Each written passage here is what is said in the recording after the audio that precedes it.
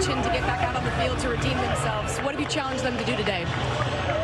Well, it's all about opportunity, and today's the next opportunity for us to continue to play our game, continue to get better, and show what we're capable of.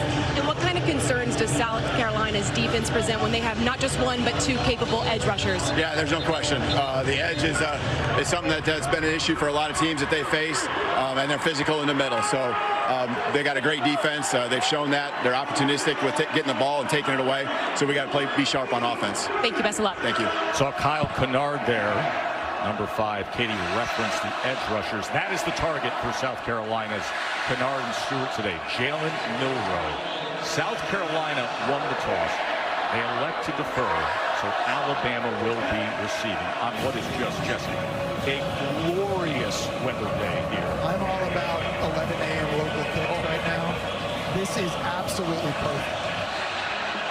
As Herrera kicks away, and we will say hello to Jalen Milroe, the first player in the SEC to open the season with 5 straight games with a passing and rushing touchdown. Every single game since Tebow did it way back when. You see the 20 total touchdowns. Yeah, and Joe, watching him on film the last 2 weeks, I think he's been the best quarterback in the country, both throwing it and running it. The only negative and criticism is that he has had 3 turnovers. 3 of the 4 on the season have come in the last 2 games. In this one today, he's got to be really careful with his decision-making, also the ball security, because South Carolina's defense thrives on takeaways. They've got 10 this year. Justice Haynes will start in the backfield as he splits out. They'll get him the ball right away. Here's Haynes in space, and he's taken down at about the 28-yard line. You take a look at the impact players for this Alabama offense. The true freshman Ryan Williams has just been lighting defenses up each and every week. Jalen Miller will look for him deep. Jan Miller, he just had the catch, has tons of speed as well, both running and catching. Kyle Kennard and Dylan Stewart, that's the duo at defensive end coming upfield that Alabama has got to be concerned with. They have been wrecking games this year. 2nd and 7 as Haynes will take it off left tackle. Gets a little helping hand from his friend right there, Tyler Booker, the big left guard. Kennard made the tackle. And it's important, I think, in this game, Joe, offensively for Alabama to win on 1st and 2nd down and keep 3rd very manageable. We keep talking about Kyle Kennard and Dylan Stewart. You don't want to be living in 3rd and long situations and allowing these guys to come off the edge, pinning their ears back. They just want to get off to a nice, consistent start here. Remember, 2nd throw of the game last week against Vandy was a tip ball interception as Haynes takes it ahead. Very close to that line of game. We'll check for the mark of that ball. He thinks he's got it, but I think he may be marked about a football short. And Alabama's going to get over the ball real quick right here, looking like they're going for it. 4th and inches.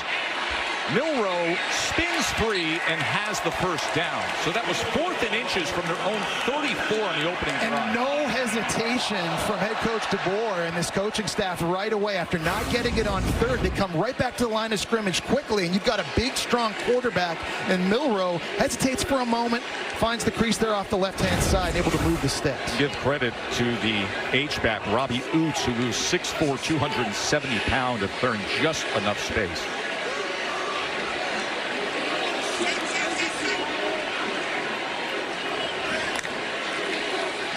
Milroe on 1st down. Gets it out quickly, and turning the corner is Bernard.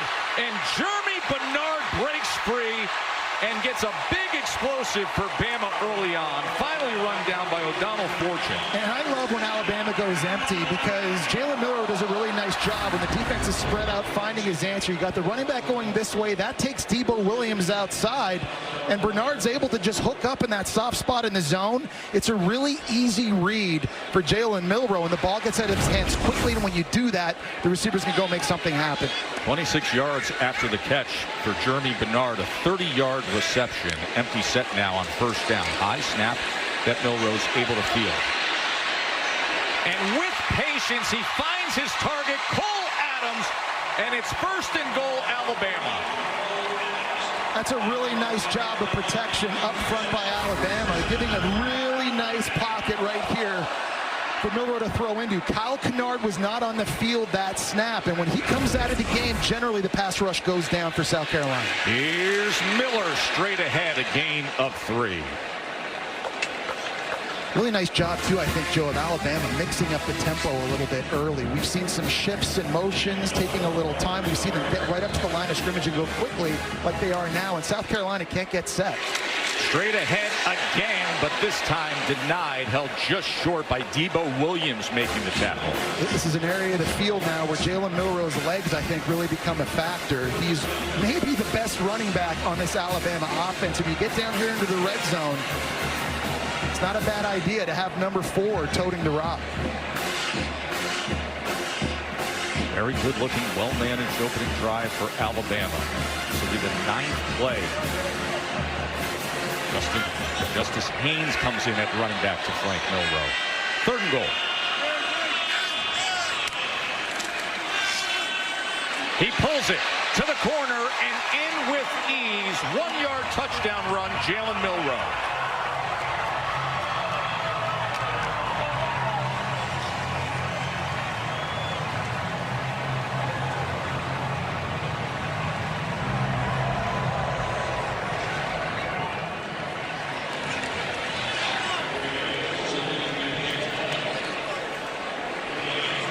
What a difference a week's make. As last week they got off to that sluggish start, the turnover against Vanderbilt. This is what he said to us yesterday. Milroe turned and just said, listen, we just want to move the chains. We want to manage things well, get off to a good, clean start. Well, that time on the zone read, there were 4 different defenders from South Carolina that bit with the run. Right here, Milroe just able to keep it himself and take it outside. Really nice job of execution. Could not have asked for a better start. Alabama on the board early here in Tuscaloosa. 7-0 over the Gamecocks.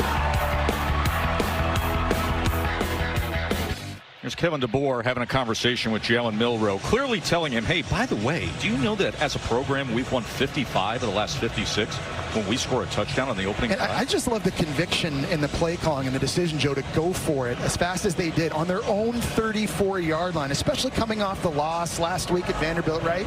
You're just trying to send a statement to your team. I think they clearly did that. It aligns with so much that we heard this week from Alabama as to how they bounced back. Lenora Sellers is the starting quarterback for South Carolina. Jess, remember a few weeks ago against LSU, he had a tremendous game, had the 4-yard touchdown. Left later with an ankle injury, but the wheels were on. Had a 75-yard touchdown, the longest by a South Carolina quarterback in program history. Yeah, Joe, he's special, and he's got a lot of things that you can't coach. He's 6'3", 242 pounds. He's got the arm talent to make all the throws, and obviously he's dangerous running it. Now, he may not be 100% still because of that ankle injury. He missed the game against Akron. They need his legs in this game. Extending plays, but also in the design QB runs. Same could be said of his running back, Rocket Sanders. That is batted right at the line of scrimmage. Wow. That was Justin Jefferson from the linebacker position that just went up. That was like volleyball. That was like Katie George back at Louisville, just stuffing somebody at the net. Great job reacting. This is just going to be a quick throw over the middle of the field. And how about the ups by Justin Jefferson? Thank you, Jesse. It didn't happen often. 2nd down and 10. Sellers extends the play, gets it to Sanders, and Rocket Sanders. A 1st down for South Carolina. He looks closer to 100% health this week. Tweaked his ankle in the blowout against Akron. Well, that's what I'm talking about with Sellers right here. There's going to be a little bit of a pocket. He's going to have a chance to step up before finding some time and making the throw to the swing outside. His legs have to be a factor, and it's not 75-yard touchdown runs necessarily, but just buying time and finding the easy throws. 1st down run. As Sanders tries to test the left side of that line, the transfer from Arkansas where he had so much success. Yeah, and they got to get number 5 going. And outside of the LSU game, Joe, they haven't been able to do that this year. And yes, he is battling the ankle injury, but this offensive line has got to give him creases. He had a 66-yarder against LSU, had a couple of scores against the Tigers.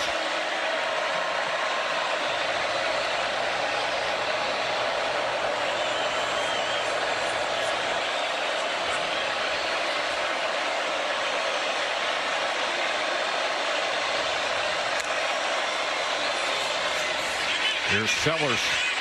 RPO and slides down. Well, guys, Dow Logan said he was actually shocked Rocket Sanders played last week against Ole Miss. He's been dealing with that high ankle sprain that you guys mentioned, but he said last week he tried to protect Sanders to get him to the fourth quarter, and it was to Sanders' detriment. He had a hard time finding his rhythm. Logan said if he's out there feeling healthier, he's just got to let him go. He wants to get him early touches here often so that he can find a rhythm here today. And Katie, he's one of the best short yardage running backs I've seen on film this year. At 6 foot, 230 pounds, he finds ways when you give him the ball. Here's 3rd down and 2. Quarterback run, lot of traffic, and unable to get free is Lenoris Sellers. Deontay Lawson finally got to him. Well, Lawson got to him, but it was Tim Smith, their defensive tackle, who made the play. He absolutely bull rushed right guard Torricelli Simpkins right here, right into the play. There was absolutely nowhere for Lenoris Sellers to go up front. Just a great job of being physical by Tim Smith at the point of attack. Ty Krober on to punt away after that excellent play by the front of Alabama. Cole Adams is the return man.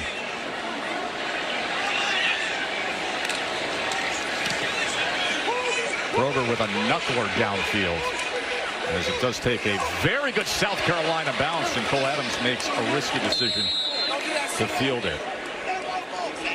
So Bama back on offense after Jalen Milroe scored his 10th rushing touchdown of the season moments ago.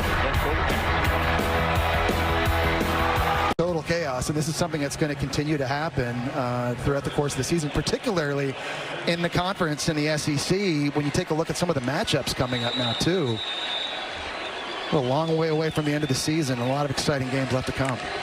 Bama's second drive of the afternoon, as getting it quickly into space to Ryan Williams, who was driven down immediately by Collier.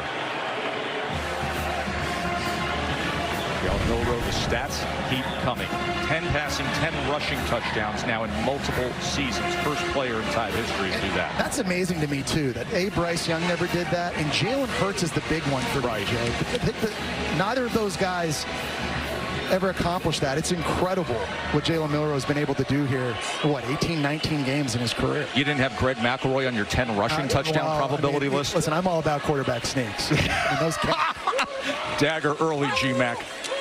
Here's your 2nd down run as Kennard makes the tackle of Jam Miller. Okay, so this is the scenario South Carolina wants to set up. They want 3rd and long, and you want Kyle Kennard and you want Dylan Stewart, the true freshman, on the edge. They're going to line up wide outside, and they're going to try to get upfield. What South Carolina likes to do on the inside with their D tackles is occupy centers and guards with twists and stunts.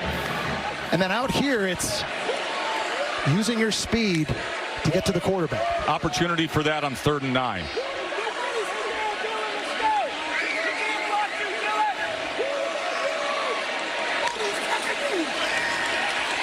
Milroe launches downfield in stride, but just beyond the uber-talented Ryan Williams. Well, he was able to throw that on time. Nice job by the offensive line. It looked like Ryan Williams just had a step behind Judge Collier at corner. Takes an inside release on the go route. Jalen Milroe, one of the best deep ball throwers in all of college football. He doesn't miss those throws too often.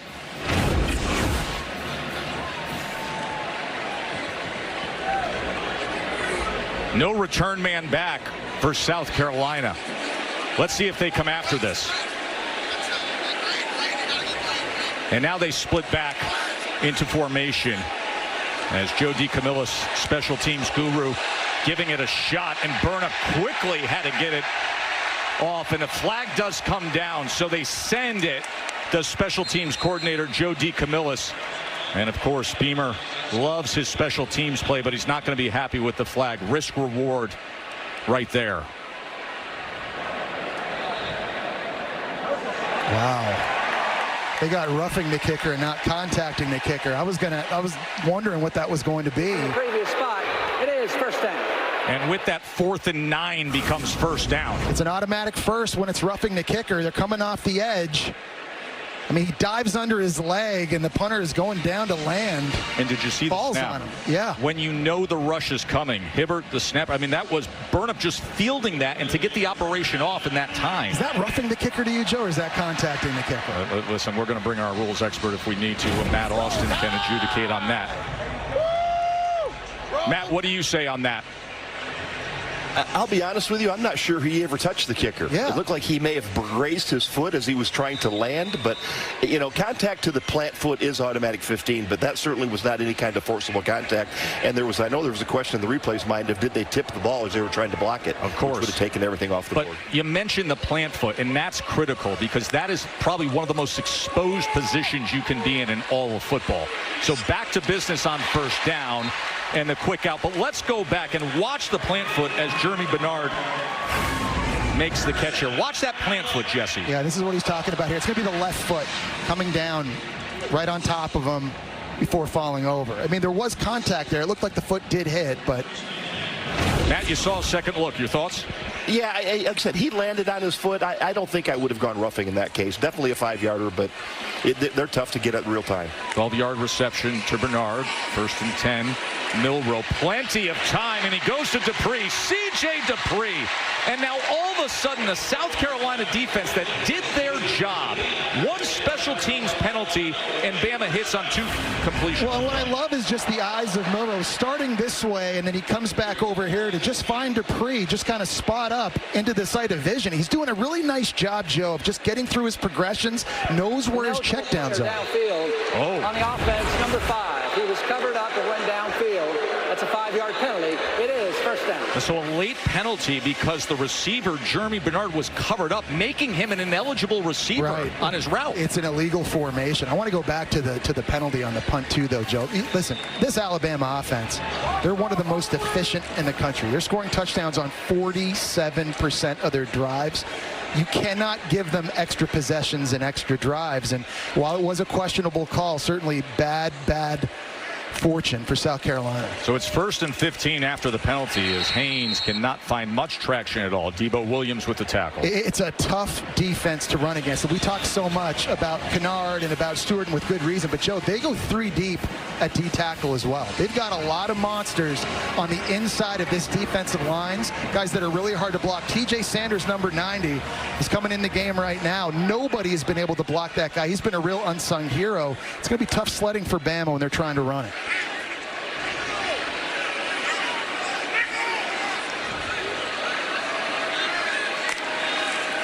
Second and 14.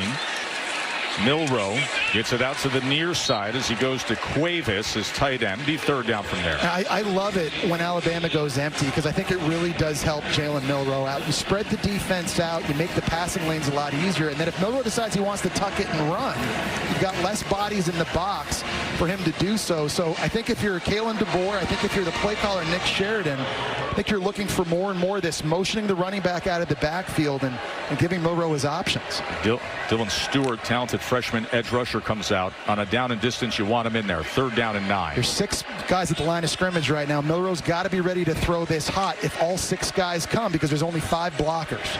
To number 5, Kennard standing up at the bottom of that line. Here's 3rd and 9, and it gets to him.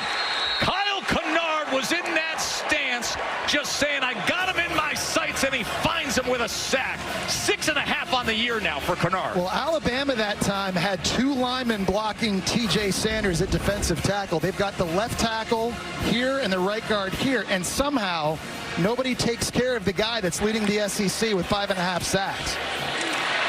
That's a mistake up front, and it really costs Alabama. And now Burnham back out to punt. As he hits a sky punt deep, and McDowell will field it inside the 10 on the return. And he just picks up a couple yards there.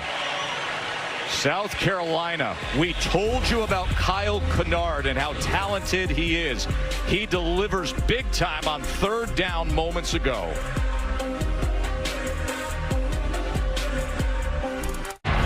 So you defeat a top 2 team in the country, you're number 1 in the country, and then you lose to an unranked opponent.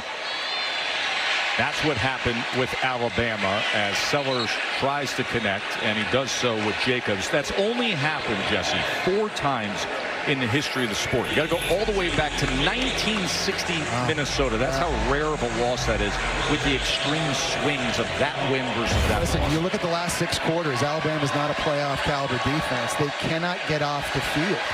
On 3rd down and 4th down against Georgia and Vandy, that's where they've been struggling.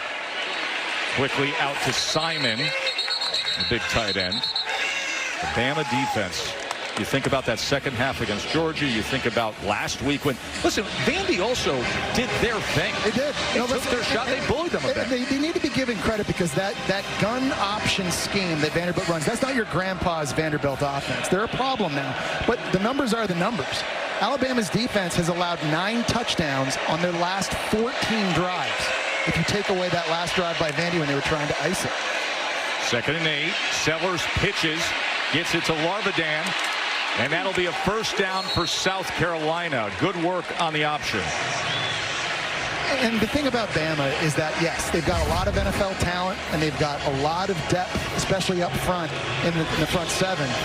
But on the critical down and distances, Joe, they've got to be able to get off the field. And you see now in the last 6 quarters, their inability to do that. They've played 151 snaps now these last 2 games. Giving up touchdowns on 9 of the 14 drives? Can't happen.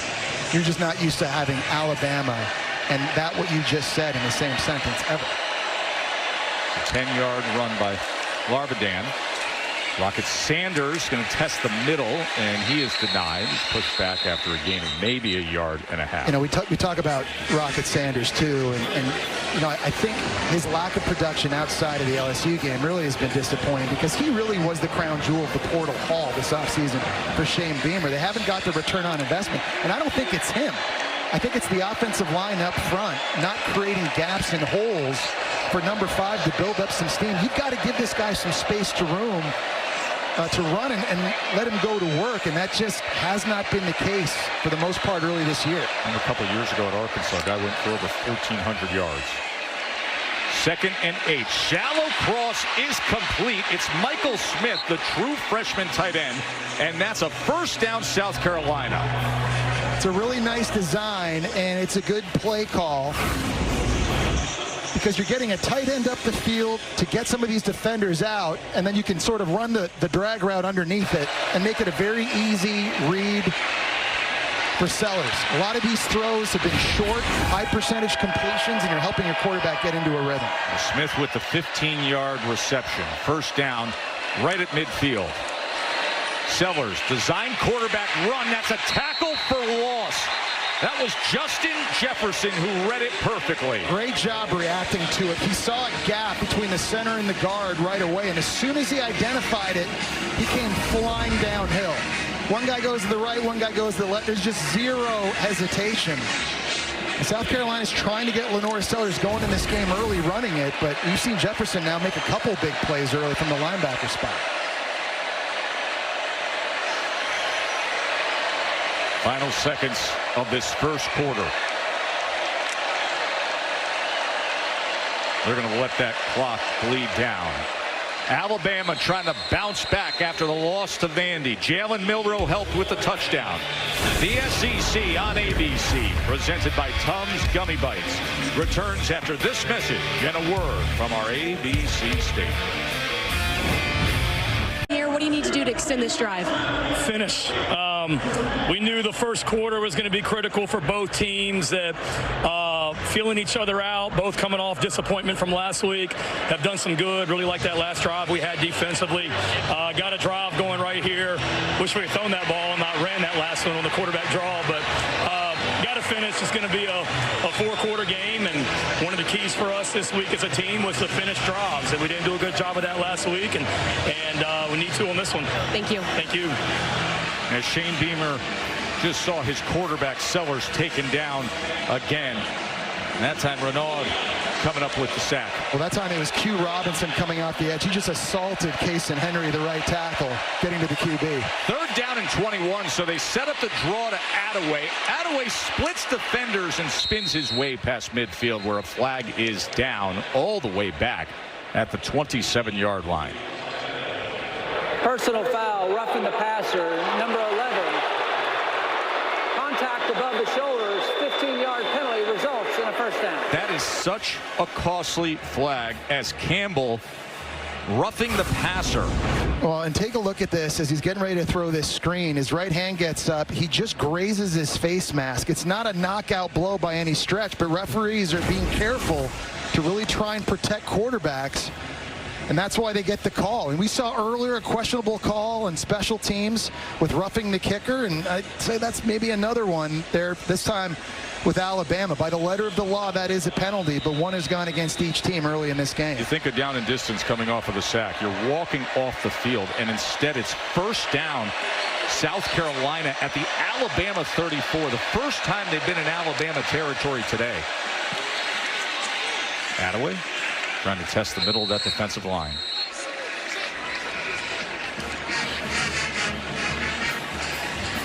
You know, with that last penalty, it kind of goes back to what we were talking about earlier, Joe, about Bama's struggles getting off the field these last two games. Vanderbilt converted 12 of 18 third downs. Georgia was 5 for 5 on fourth down. And whether it's penalties, whether it's lack of execution, no matter what it is, that's just been the issue with Alabama, and I don't think they can reach a playoff or compete for a national championship unless defensively that changes. 2nd and 7. Sellers is going to keep it. Sellers is going to turn the corner, but he was undercut at the last second by Damani Jackson. Damani Jackson slow getting up. Remember, Sellers is 243 pounds, so he is a load to have to tackle. And that's not a good sign. No, and Jackson, he went low that time. You can see he's struggling to put weight on that foot. And this is a secondary, Joe, that really has struggled the last 2 weeks as well. You see him going down deep. It looks like maybe he takes a knee right to the side of the body. He's going in the tent now very gingerly. Starting corner for Alabama. Got a pick off against Carson Beck in that thriller against Georgia. When he came out of high school, he was the #1 cornerback in that recruiting class. So a drive that started at their own 10-yard line. This is the 11th play coming up. And it's 3rd down and 3. Sellers gobbled up and taken down again. Tim Smith has been so active, Jesse. He really has, and he lines up here kind of in a tight defensive end position, flexes outside, and then beats the true freshman, Josiah Thompson, around the edge. He's a 5th-year player who's good against the run, but he's got so much power, and he's twitchy, too. And he shows you it right there now, setting up 4th down. And Lenore Sellers, he's still on the field. 4th down and 11.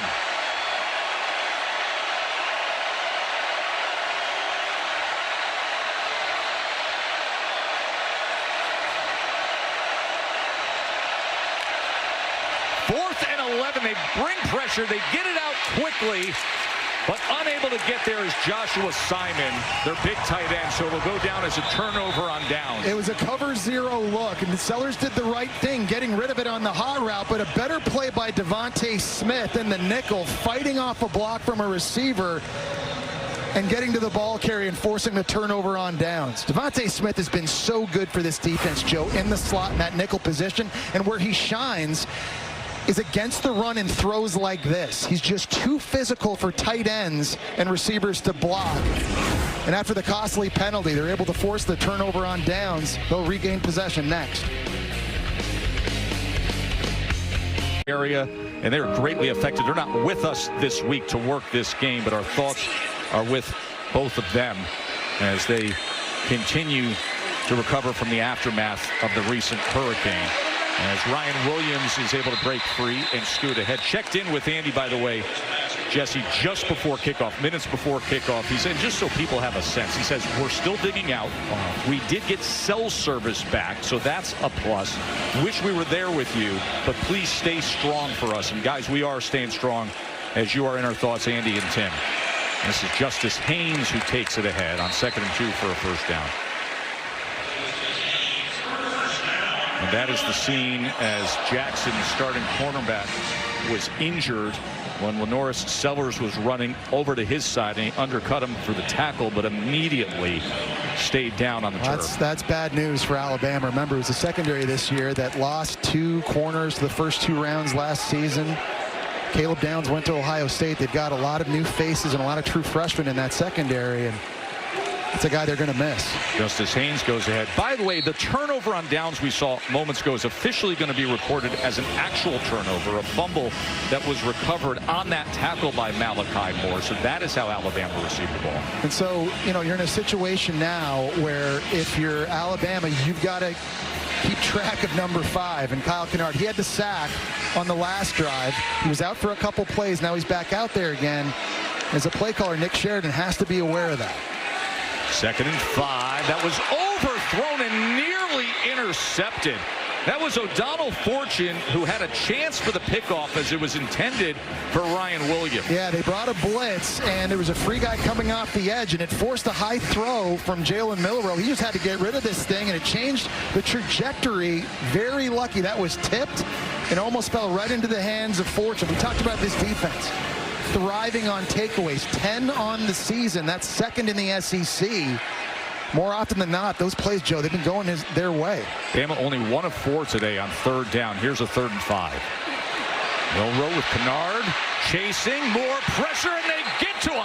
How about this Gamecocks defense with Knight finishing it up, getting to Jalen Milroe? Well, that time it looked as though Alabama's offensive line was sliding away from Kyle Kennard and working to the other side with Stewart, and it's the 2nd time now in the last 2 drives that no one's worried about Kennard coming off the edge. It's just too much speed. Yeah, I mean, like we talked about with Nick Sheridan, you got to always know where he is. You got to have a plan for him. There was just absolutely nothing Jalen Milroe could do on that play. He is so disruptive, isn't he, Jesse? Oh, he's been wrecking games, Joe. He's been living in people's backfields. You can just see the speed he has off the edge is just unbelievable. 2nd punt of the day for Burnham. Outside the numbers, takes an excellent bounce before McDowell fields it. Well, the pass rush for South Carolina, that's been the big story in this game, and there's a variety of problems. Now, you at home all know about Kennard at this point. 254 pounds, his get-off is so explosive, and he has the ability to bend around the edge. He gets to you in 3.13 seconds, but on the other side now, you've got a true freshman at 6'6", 248, and Stewart. If you pump fake and you don't get rid of it, that's too much time. You can't double team both of these guys. That's the problem. And when the speed both gets up the field, it's a quarterback sandwich. I mean, they just push tackles and collapse the pocket. This is a big reason why, Joe, this is one of the best pass defenses, not just in the SEC, but the entire country. They've got first-round talent on both edges coming upfield. Great combination. Robbie Ashford comes in at quarterback. Former starter at Auburn, good runner himself. There was some movement on the right side of the line. Came in last week on the 2nd series for South Carolina with a package as well. False start. Offense, number 75. 5-yard penalty. First down. Well, normally when Robbie Ashford is in the game, there's a quarterback run, or they're going to be running the football. So it'll be interesting to see how that impacts Alabama's defense and with personnel. Playing maybe more man coverage, maybe adding more guys to the box. They're just substituting some fresh linebackers, trying to get more speed on the field, anticipating QB run. After the penalty, 1st and 15. Here is the quarterback run with Robbie Ashford. You can see the burst that he provides, tackled by Campbell. And Alabama knows all about that, too, and fans certainly know all about that, because when Robbie Ashford was at Auburn a few years ago in 2022, he ran for 122 yards and 2 touchdowns in that game. He was 3-7 as the starting quarterback at Auburn. Did have a big home win against Mizzou in overtime. Had a big win against A&M when he was down there on the Plains. Keeps it this time. Nearly tackled for a loss, and then has to wiggle his way just to make something of it as a flag is down. The tackle came in from Sav. Yeah, Gage Larvadan at receiver, I think, may have got called for holding there. But you're seeing Bama play their safeties really close to the line of scrimmage, expecting Ashford to keep the football. Matt Loeffler, our SEC referee today. Holding. Offense, number 7. 10-yard penalty. Correction, half the distance. Penalty. Replay, 2nd down. It's a senior receiver, Larvadan.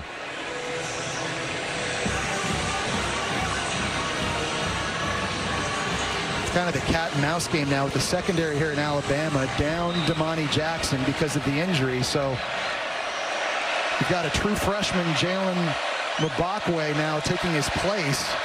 You got to make big plays here against the pass. You set it up for Attaway, and Attaway is pursued down at the 12-yard line. Robbie Ashford again, the quarterback. He's from not far away in Hoover, Alabama. Began his college football career at Oregon, then went to Auburn, and now in South Carolina. Yeah, and Lenore Sellers comes back out on the field for South Carolina at quarterback. And Bama doesn't blitz a lot. They only blitz on 9% of their opponent drops. That's fewest in the country. But you wonder against the redshirt freshman in Sellers if that's something that maybe Kane Womack, defensive coordinator, is willing to do more of in this game. So here's now Sellers on 3rd and 9. Man in his face. Somehow kept his footing and then goes downfield where he nearly connects with Larbadan. That's just a play you have to be able to make if you're South Carolina in this game. LT Overton able to slide inside. He's the one that initially gets the pressure on Sellers, and I don't know how Sellers kept his balance and got out of this, got his eyes back downfield, found Larbadan. And for a guy that was a bit banged up the first 3 games, he's really been coming on for South Carolina these last 2, but that's a catch you need to make. You're not going to get a lot of those opportunities. Kai Kroger from a yard into his end zone as he sky punts this and drives it far deep outside the numbers where it bounces harmlessly out of bounds. Just that Jalen Milroe touchdown, our only score of the day. Look at these numbers as this game separated by a touchdown, but each team has had 21 plays and each team with a time of possession of 10 minutes and 55 seconds. Jalen Milroe with the touchdown run on a very good-looking opening drive from Alabama. But since then, the South Carolina defense has responded. Jam Miller out of the backfield. And it's just a very good, quick decision by Jalen Miller that time. He's watching Debo Williams at linebacker, and he freezes him with his eyes for just a second and immediately gets the ball out and spits it to Jam Miller. He just has such a good command of this offense. Each and every week, you see more and more confidence, quicker decision-making, and firm command of everything that Kalen DeBoer and Nick Sheridan are throwing at. 13 yards to Miller. Here's the first down run as Jan Miller. Those defensive ends went straight upfield and Miller went straight ahead. Well, I make no mistake about it, too. This is a money game for Jalen Milroe with respect to his NFL evaluation. NFL evaluators, scouts, coaches want to see how you do against the best competition. You've already seen South Carolina, one of the best pass defenses with that pass rush they have. 2nd and 2. Will be another first down as Miller a bruising run. And Milroe had a money game a few weeks ago against Georgia. Yes. And just played out of his mind. If he does that again here today against this defense, then, Joe, I really do think you got to start talking about Jalen Milroe being in consideration as the first overall pick in next year's NFL draft. Had a great visit with him yesterday. I turned to you last night at dinner. I said he's going to be so impressive when he sits for his interviews during the combine. Ooh. He keeps it and does it in smart fashion as Milroe breaks free and gets out of bounds at the 13-yard line. It's a good, quick decision in the zone read game, and he had to make it because Dylan Stewart came flying in off the edge and absolutely blows Jan Miller up. And as soon as that happens, it's not just making quick decisions, Joe, throwing the football like we've seen. You got to do it in the run game, too, and that's what I'm talking about. Just everything is firing for Jalen Miller right now, throwing and running the ball. 27-yard run from Milroe. You got to be ready for more quarterback run here. They love it out of the empty set. South Carolina's got everybody within 6 yards of the ball. Going to do it again with blockers in front and gets out at about the 7. Katie. Yeah, Tess, Kalen DeBoer was actually arguing with the refs. He said Stewart led the crowd with a helmet going against Jam Miller there. Oof. They may not be wrong, Katie. I mean, that was probably the biggest impact we've seen so far in this game, and Jam Miller in that case is a defenseless player.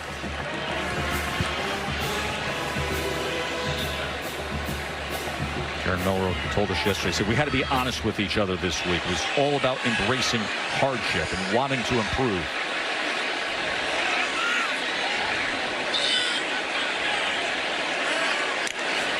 Second and 4. Quarterback run again, and Milroe will make it 1st and goal. And that's so tough to stop, too. And you got Parker Brailsford, the Washington transfer at center that time, showing off his athleticism and pulling around. And it's a 225-pound quarterback. You got to slow down his momentum. You've got Kilgore wrapping him up around the ankles. You got DQ Smith doing his best to try to get him down. I mean, he is just a load. When you get that extra blocker because of the quarterback run, it just makes this offense so difficult to stop down in the red zone.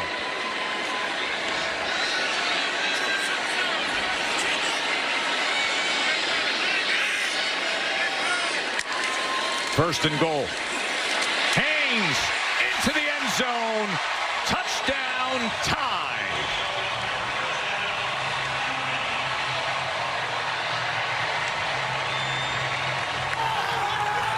And the thing is, because of Jalen Milroe's running ability, then when you hand it off, you're freezing defenders because they think he might keep it himself. So off the edge that time, Jalen Kilgore and Nick Emanwari, they weren't totally sure if they were going to get the third run in a row from the quarterback spot. That just gave a little bit more of a crease for Alabama to run that thing in.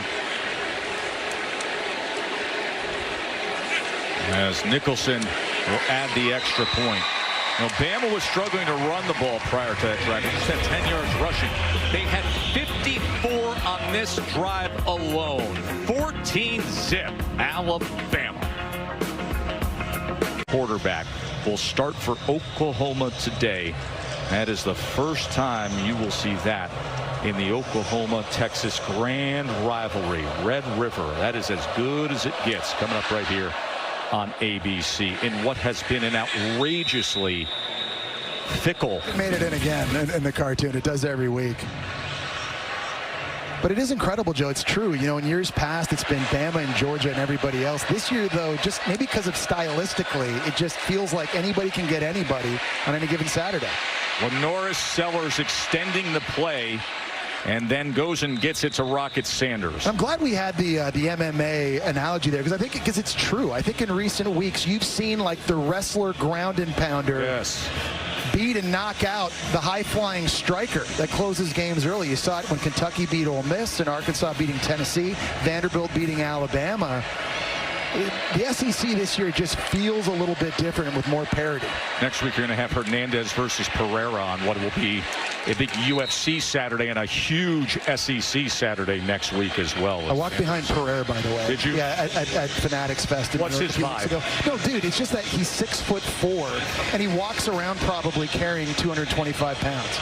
I don't know why anybody wants to fight that guy. One of the most dangerous people on earth. And cuts weight, gets in the octagon, and just ruins people. Can't wait to see that one. Here's first down. Sellers is going to check down again to Rocket Sanders, who lost his footing.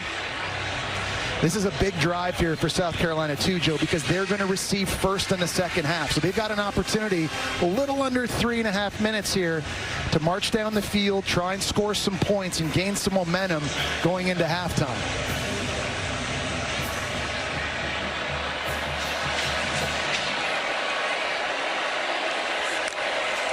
Second and 7. They pick up the pressure. Quick strike on the slant. Harbor, the big-bodied 6'5", 235-pound track star, Nick Harbor. Yeah, and there's backup corners in the game now for Alabama. Remember, Damani Jackson is hurt. That time, Deshaun Jones outside getting beat on the slant. Good quick decision by Sellers moving the sticks. 9-yard reception, so that's a first down. Just short of midfield. Under 3 minutes to go. Rocket Sanders will cross midfield. Here comes South Carolina with an opportunity. And that's the push I'm talking about that South Carolina has to be able to create up front. Sanders, he's a 230-pound back, and he's not a linear runner. He can cut, but you've got to give him a second to get that momentum and that speed going. And that time there was a much better push up front for the offensive line.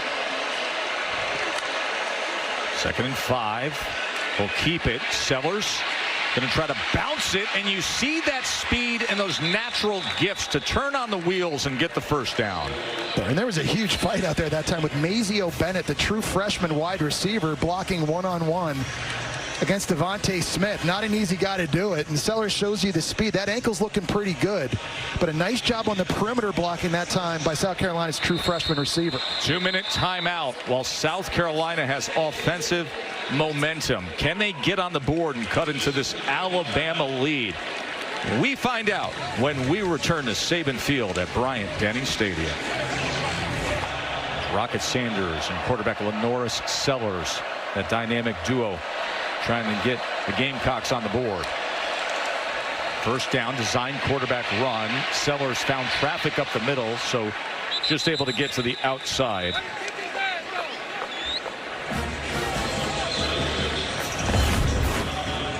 First down comparison. Alabama's done well on first down with 10.5 yards per play. The struggle down and distance that you see on the South Carolina side. Well, it's a big situation here for Lenoris Sellers, too, a quarterback with decision making. You need to come away with points here before the end of the half. He's done a good job so far, Joe, with that. 9 of 11 in this game. He's just taking care of the football, making the right decisions. 2nd and 8. Edge pressure. Extends the play, but just throws it away. Is Malachi Moore coming off the edge that time on a delayed blitz, and the true freshman left tackle Josiah Thompson was slow seeing it. He's kind of got his eyes peeking in here, and this is where the pressure is going to come from outside. And on this big 3rd down now, the edge is the concern. That's been the concern all season for this South Carolina offense. These tackles being able to hold up, because you know Bama now, they're going to be trying to get upfield. 3rd down and 8. And the crowd fully engaged here at Saban Field.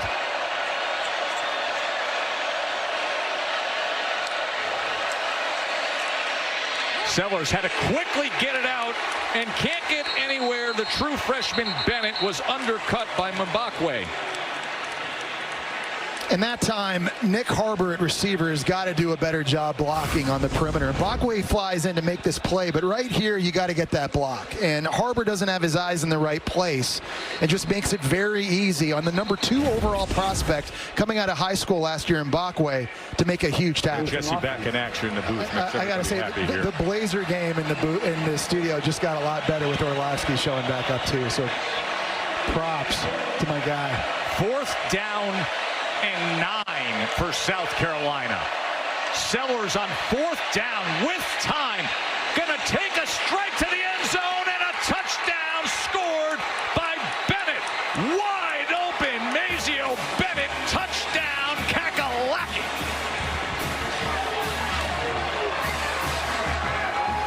Well, it was a fantastic design by South Carolina. They had a post on the outside, and that's going to occupy this safety, and it's Mazio Bennett on the inside taking his time on the wheel route, and there was nobody deep in the 3rd for Alabama. Really nice design and play call here by Dowell Logans. Dowell Logans, the offensive coordinator, on a 4th and forever, and they come up with a huge play. 4th down. There's the stat Norris as Lenoris Sellers spectacular on 4th down. Explosive plays in the passing game for South Carolina this year have been few and far between. Really hard to come by, but the true freshman Bennett, man, he's been the most consistent option on these plays, and just love this concept. You see a corner just kind of biting and staying shallow on the underneath throw. And that allows Lenoris Sellers to take advantage and throw it up top over his head. That was Xavier Mincy, a true freshman, a corner that time. We talked about, again, the injury to Damani Jackson and how that's now affecting this Alabama secondary. A lot of inexperience out on the field. And Xavier Mincy, a guy that was very highly recruited, but just hasn't had a lot of snaps so far this year. And Shane Beamer and South Carolina's offense able to take advantage. Shane Beamer, who told us the other day, he said Bennett has an edge to him. Even for a true freshman, you just feel that the stage is never too big for him. He embraces it all. And right there on 4th and 9, coming up with a 36-yard touchdown reception. 14-7.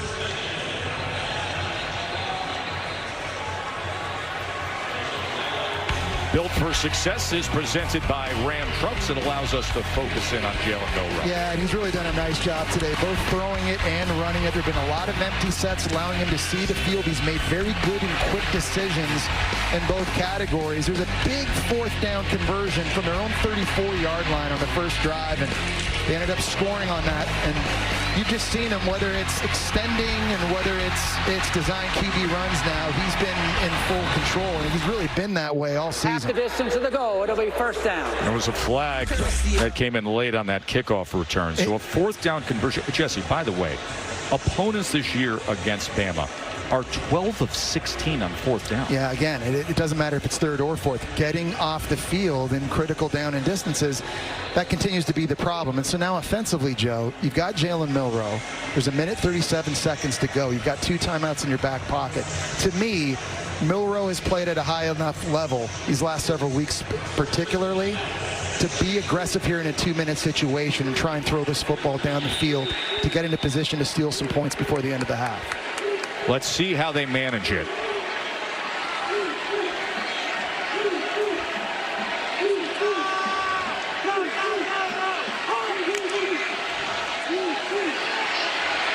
Milroe just had to get rid of it as he was drifting back into the end zone. And the officials are going to talk this one over. That should be a safety. That should be intentional grounding. That was Kyle Kennard again, and the flag comes in, and Shane Beamer says, is that a safety? I want a safety out of this. Well, there was no receiver in the area where he threw it. He threw it at his right tackle's feet, Elijah Pritchett.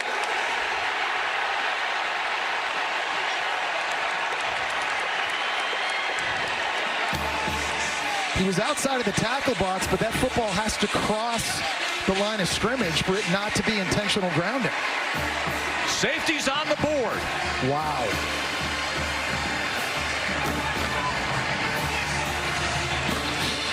And what an impact Kyle Kennard has had in this game early for South Carolina defensively.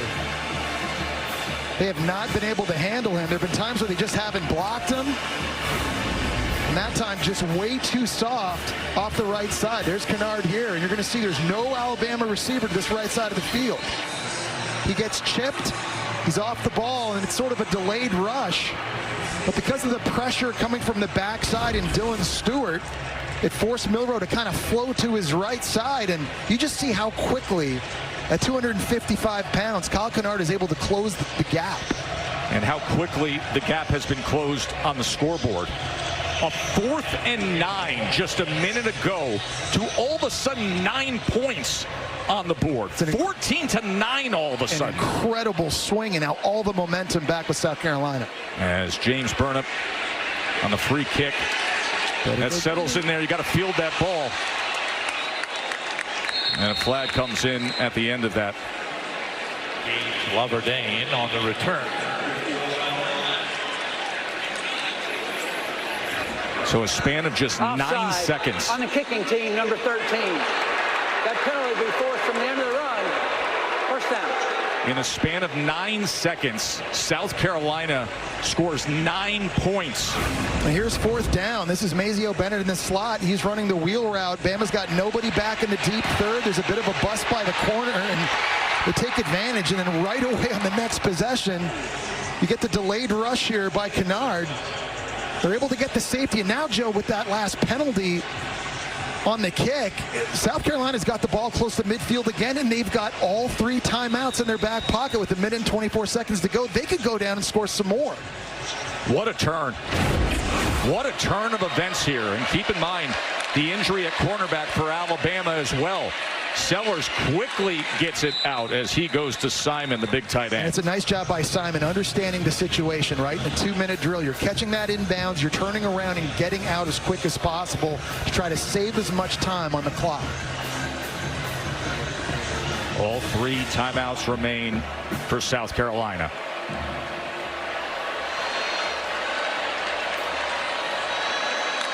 Orbit motion. Sellers looks over the middle, gets it complete. Another first down as he goes to Campbell. The game clock's going to stop here just while they reset the chain. So you've got some time now to communicate the play. You got to get the play call in quickly and get it communicated to the rest of the team. South Carolina taking a lot of time right now. I'm surprised they're not calling a timeout, or they're not trying to run a play faster. They're wasting lots of seconds.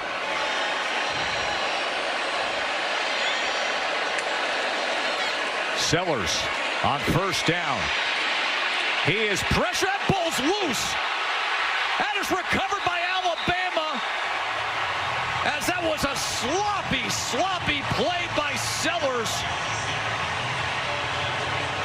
It's being ruled a forced fumble by Campbell, and Coote with the recovery. They may argue that this was a forward pass. Recovered by Alabama for a first down.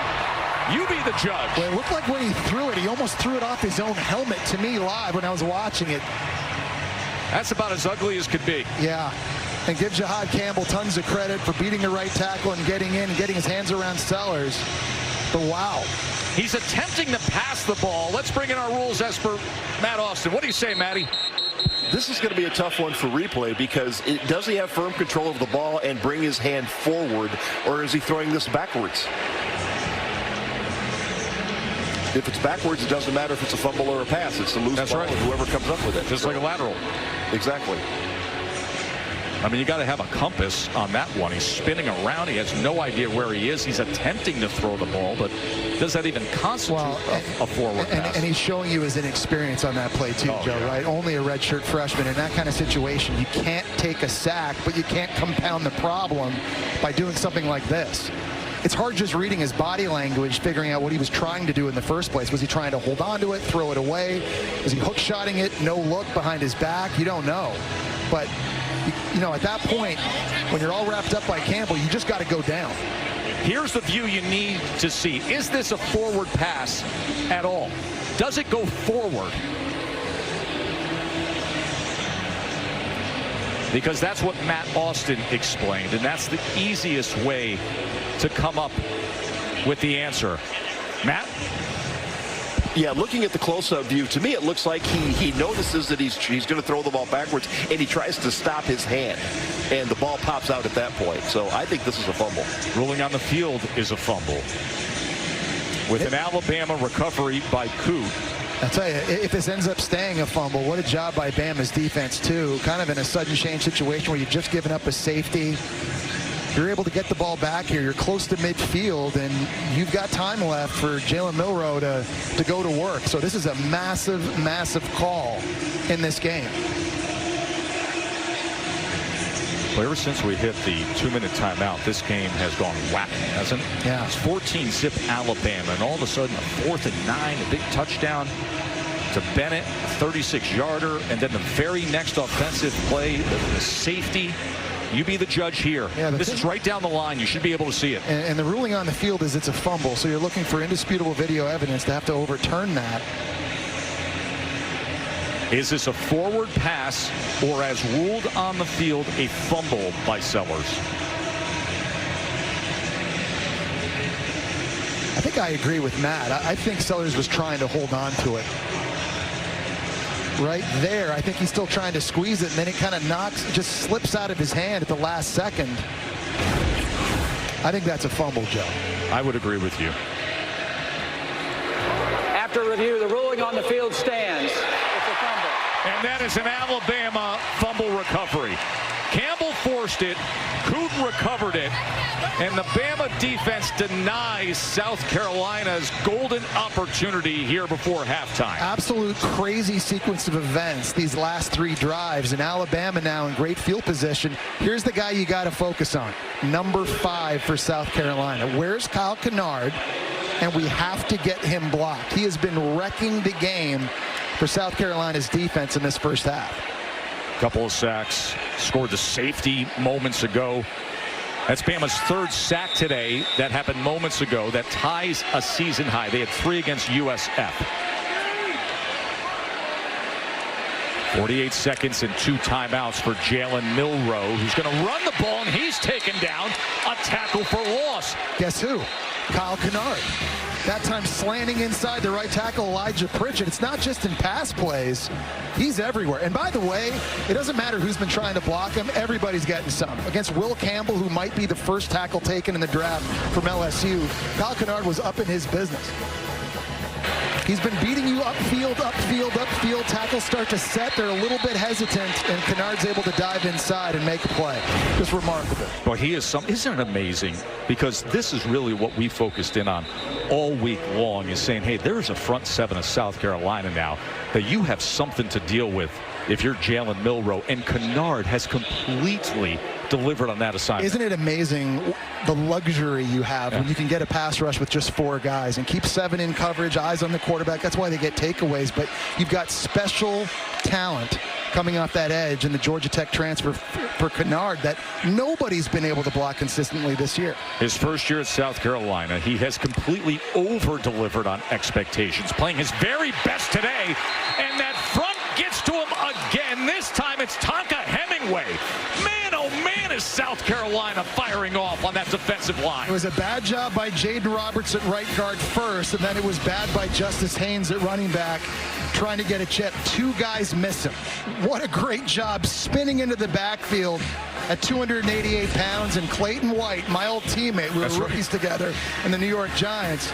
Man, he is dialing it up right now.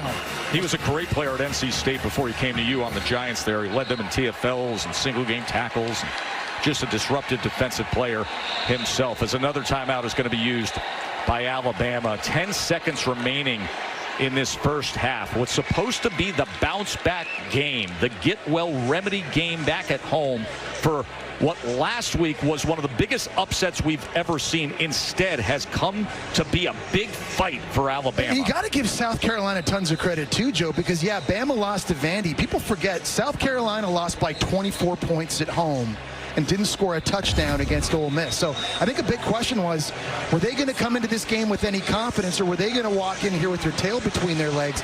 They have matched the intensity that Alabama has brought here to the park. And on defense, they are flying around right now with a purpose. They came to get this W. You've got to give Shane Beamer and this coaching staff tons of credit for getting this team ready to roll.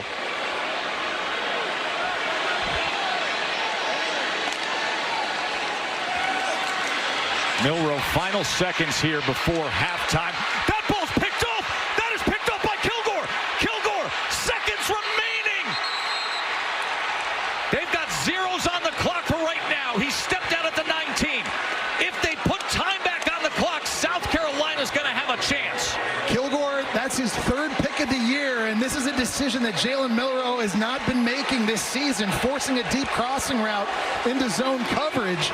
Kilgore makes him pay, and Joe, watching that live, it looked to me like he got out of bounds before the game clock was at zeros. Let's take a look at this again. Slow developing play. That's a dangerous throw and decision. And Kilgore not only making the pick, but getting downfield. See, right there, he's out of bounds. It looks like 3 seconds to go on the game clock here. An opportunity for Alex Herrera in South Carolina to try to get a field goal off. Herrera comes in for the field goal attempt. He's 7 of 10 on the season. Jalen Kilgore coming up huge, and will it cash in for 3 unexpected points for upset-seeking South Carolina? Herrera puts it through. What an absolute wild final couple of minutes here in Tuscaloosa. They trailed 14-0. Seemed to be little hope. Then all of a sudden, the big strike on 4th down, the safety, the interception, and that field goal. Katie. Thanks, Tess. Coach, I know there's a lot to digest, but how would you describe the final 2 minutes of that half? Yeah, I mean, I trust our guys. I want to attack. You know, we're going to play aggressive, try to be calculated in it. Obviously, they're an opportunistic defense and made a nice play there, but we got to be smarter in a couple situations.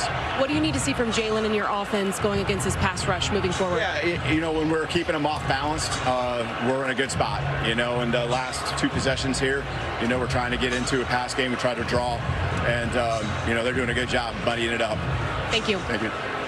And that South Carolina defense with 4 sacks in the first half. Don't you just love ball? All of a sudden it's 14-12. The State Farm halftime report is still to come after these messages and a word from our ABC stations.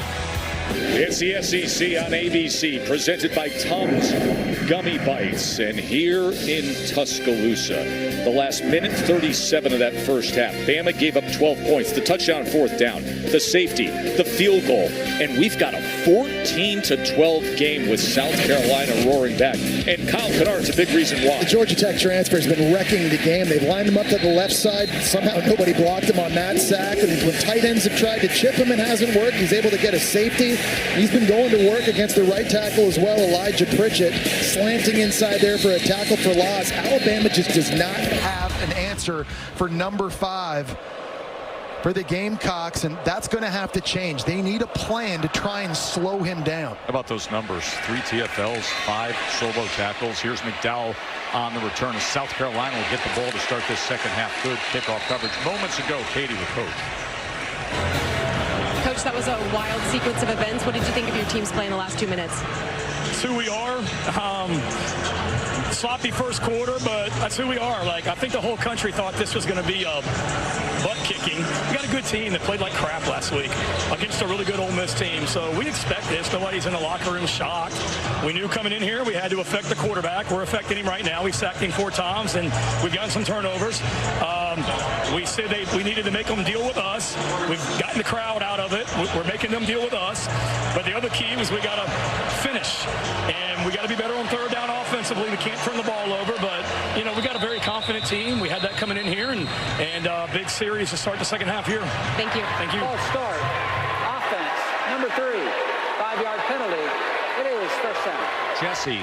That deal with us mentality. Yeah. That is exactly what Vanderbilt did last week, especially in the second half. Absolutely, and I think if you're looking at the defense now for South Carolina, Joe, they smell blood in the water. They feel like they're dominating. I think the key offensively now is you had a bad turnover at the end of the first half. That can't happen again. You've got to play error-free here in the second half if you're going to win this game.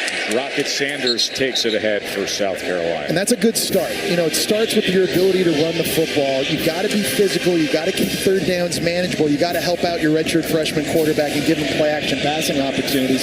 So you can do that by trying to get Rock Sanders going here in the run game. Sellers on 2nd and 9 will give it to him again, and it'll be third down from there. Tackle by Campbell. And the problem now in these situations for South Carolina has been the edge. Their tackles have been very soft, and it's been that way for the first half of this season. It's not giving Sellers a lot of time. You know, we talk about how Alabama's got to do a better job protecting Milroe. Well, the same can be said for South Carolina in these third down situations, too. When they've given Sellers time, he's 13 of 16 throwing the football. He's making the right reads, but he's got to have an opportunity to find open guys. 3rd and 5. He pumps and then runs. And with that, it's a first down, South Carolina. And there was a good example that time of trying to help him out with a scheme and pass pro. Michael Smith is going to come in motion at tight end this way. He's just going to get a chip here before going upfield. That just softens the edge a little bit of Keanu Coop, and it gives a little bit more time for Sellers there. Nobody open. You take off and you go. Nice job by Dowell Logans, the offensive coordinator, mixing up his pass pro scheme. The first third down conversion today, and now Rocket Sanders is able to make his way out to the 34. Yeah, man, he's 230 pounds, Joe. He's one of those backs that wears you down. Those body blows, right? Like a boxer and like a heavyweight fight. Those 1 and 2 and 3 yard gains early, those become 5, 6, 7 yard gains later. People don't like to tackle that guy in the 3rd and 4th quarter. You brought it up last time he faced Bama. He went for over 100 yards.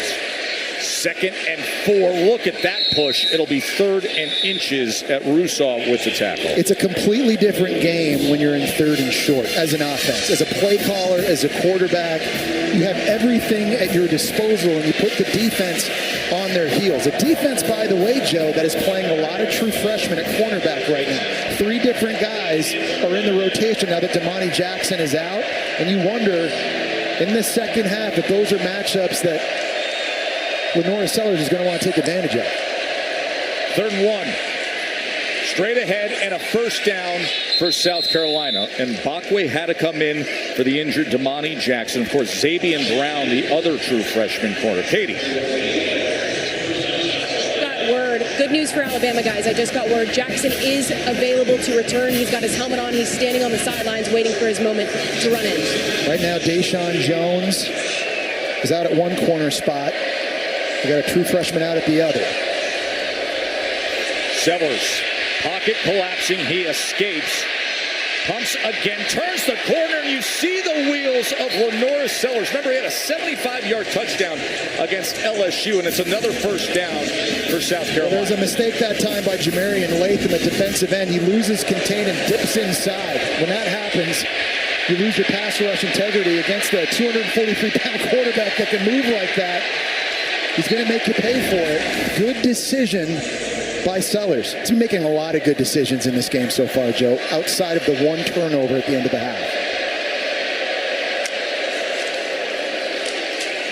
Attaway, as he makes his way inside the 45. Now, this is as good on this drive as they've looked running the ball probably since LSU, Joe. And now they're pulling backside players, getting more bodies at the point of attack. And they're trying to be physical, and they're trying to establish the line of scrimmage. It's a good sign early, I think, if you're Shane Beamer watching your offense.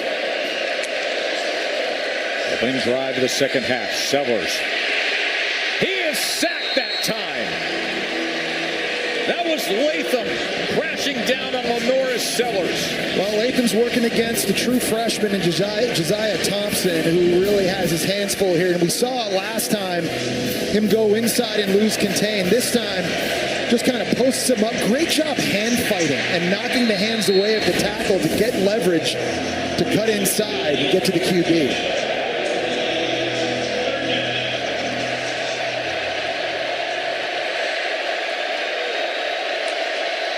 Third down and 15. Drives the ball complete over the middle for a first down to Bennett. Bennett comes up huge again. He had the fourth down touchdown and now this conversion. Another great job in pass pro scheme by Dalla Logans. This time Oscar Attaway at running back is going to get a chip right here. And that really softens the edge again. You saw it with the tight end earlier, that time against LT Overton. You're doing different things now to give Sellers time, and I love it. It's not just counting on your tackles to do it all by themselves. You can use all the tools in your toolbox. You've got your tight ends, you've got your running backs, and there's a lot of creative ways that you can give Sellers an opportunity. A 22-yard catch by Bennett on 3rd and 15. And Jesse, consider this, that in the first half, they were 0 for 5 on third down. Yep. On this drive to open up the second half, 3 for 3. Yep. That's what Shane Beamer was just telling Katie right before half. We've got to do a better job of executing and in those opportunities, making the plays. And you got to give this offensive line a lot of credit, Joe. I'll say it. I think they're the weak link from a positional standpoint on this entire team. But this first drive of the second half, they've been lights out. Attaway, not much there. It'll be 3rd and about 2 yards. And it's interesting, right? Because they've struggled up front in run blocking, and pass pro, picking up blitzes and stunts. And it's an experienced group, Joe. They have 174 starts between them. The same 5 guys have started all 6 games this year, but they've been way too inconsistent. They're gelling here before your eyes. 13th play of this second half opening drive coming for upset-minded South Carolina. 3rd down and 2. Sellers shuffles it ahead to Attaway. Here goes Attaway inside the 10. It is 1st and goal, South Carolina. Vanderbilt was killing Alabama last week with shovel passes. They hit him twice with it with big gains, and South Carolina steals a play from the Vanderbilt playbook here. Rolling Sellers to the left. You think he's going to throw it to his tight end, Simon, in the flat. Instead, underhand delivers to Attaway, who had the great chip block a few plays ago on 3rd down. Now making a big one on that shovel. And to your point, Jesse, and to what Coach told Katie, now 4 for 4 on 3rd downs. And Sanders can't find much against the middle of that defense. And this is where Alabama has to bow up now. With their backs against the wall, they've been out on the field a long time now. And someone's got to step up and make the play. You can't allow one of college football's best players, Jalen Miller, just be sitting on the sideline waiting. You got to find ways to get him back on. And look at this clock. It's just ticking away and evaporating. This is the perfect scenario drive for South Carolina. You can't script a better second half opening drive unless you score. Sellers And will they do that right here as fighting his way to the 1-yard line is Joshua Simon? That's the throw. I wonder if that had been out a little bit in front of Simon, if he could have caught that and turned upfield. They had a bit of a pick play scenario because the throw was behind him. It killed his momentum. But here's an opportunity, too, in a short yardage situation. The big back like Sanders, you got a 243-pound quarterback, 3rd and goal. Somebody large needs to be carrying this ball. That's Maurice Brown, who's lined up as the offset running back as Rocket Sanders takes it in, and South Carolina takes the lead at Baylor. And Rocket Sanders just ran through 245-pound Jihad Campbell right at the line of scrimmage. I said it earlier, Sanders, one of the best short yardage goal line running backs I've seen this year. Runs with great pad level. Campbell has a chance to make this stop right at the line of scrimmage, but low man wins, and that's Sanders.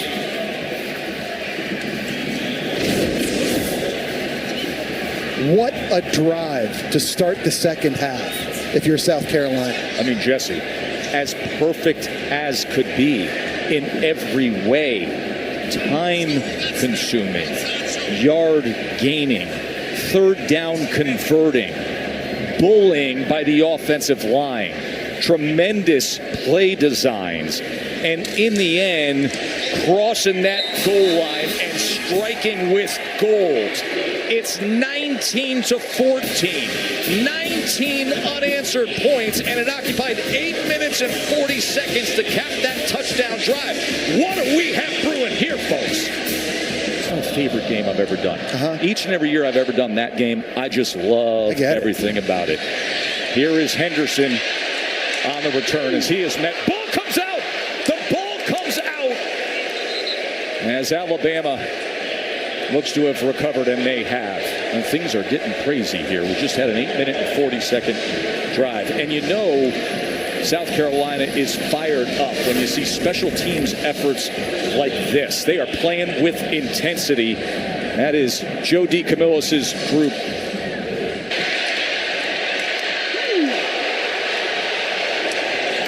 David Busey coming in strong. And now finally Jalen Milroe is out on the field. 6:14 remaining in the third, and the first time we see him in this second half as he gets it complete to Cole Adams, who kept his balance and goes for more. Yeah, I want to watch this again. I wasn't sure if his left knee touched the ground. I'm curious if they're going to take a look at this. Because it looked like at this point right here, he's spinning out of it. Watch the knees on the defender's body. Wow. And such awareness to just roll over the defender. Jam Miller now on first down, and he gets it out just past midfield. Yeah, and I know we've been talking a lot about the pressure that South Carolina has been able to get on Jalen Milroe, mostly because of Kyle Kennard. And I just wonder if you're Alabama now in the passing game, if you start thinking about moving the launch point in the pocket, not just letting number 5 pin his ears back, expecting him to be 8 yards behind the center. You got to start moving Milroe around a little bit, not make him an easy target. Kennard was the most dominant player in the first half today. What kind of impact will he make here as Miller struggles to get much? It'll be third down. South Carolina defense, they have been the story as Kennard comes up with another tackle. He's had a lot of success in this game working on the right side against Elijah Pritchett at right tackle. They've been getting tons of pressure on multiple drops, and right now Alabama doesn't have a tight end or running back over to that side, so Kennard is one-on-one with the tackle. 3rd and 5. He saw the 4 sacks against Milroe, the most of any team so far this season. Here's third down. Milroe, quick strike, and connects with Jeremy Bernard for a first down, Alabama. Well, South Carolina had a lot of bodies close to the line of scrimmage, but they were bluffing. They didn't blitz anybody, and that gave Milroe just a little bit of time, a little bit of a hesitation, and a pump fake here to the right, just allowing his guy to get open, and he finds Bernard right over the middle of the field. 13-yard reception by Jeremy Bernard, the transfer from Washington.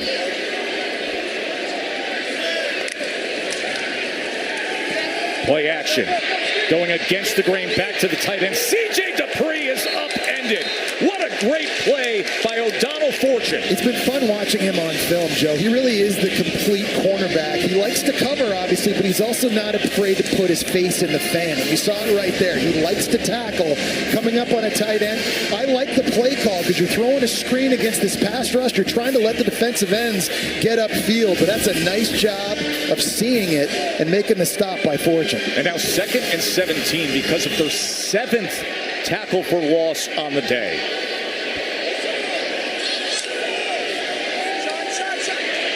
Milroe drives the ball and nearly intercepted.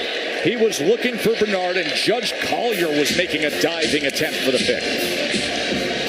And that's very, very close. Throwing the ball over the middle of the field. Tips oftentimes lead to picks.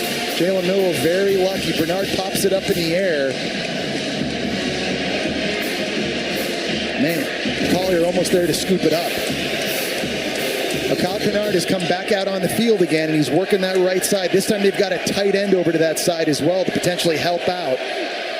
Milroe with the time. 3rd down and 17. Milroe. Incomplete.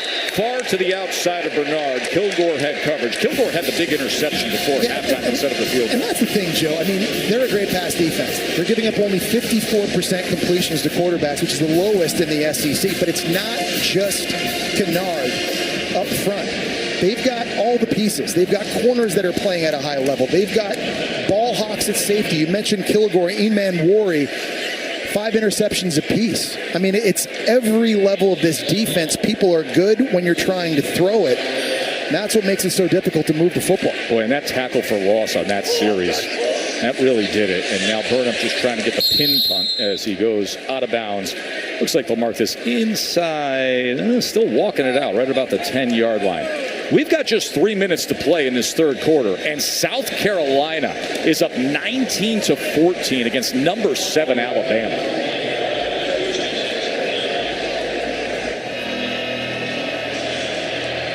Used 8 minutes and 40 seconds off the clock.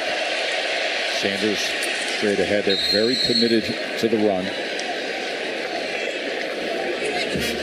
A 19-14 lead that came with a spark before halftime, Jesse. This thing was 14-0. Yeah, Alabama. And they had that 4th and 9. You're so right. And I think the end of that first half, it just galvanized the entire team. And we've seen guys now flying around, obviously on defense, but the offense looks different now in the second half. You saw a huge hit on a kickoff here a few seconds ago. Everybody getting involved. And Norris Sellers driven back. And it'll be 3rd down from there. All right, in the last couple 3rd downs in these situations, Sellers has had to do it himself. Pass pro is broken down, and we've seen Dowell Loggins do a nice job creatively trying to do a better job of protecting him with tight ends and running backs chipping, but they're just putting a lot on Sellers' shoulders right now. You just kind of feel like every 3rd and long, he's going to probably have to do something superhuman.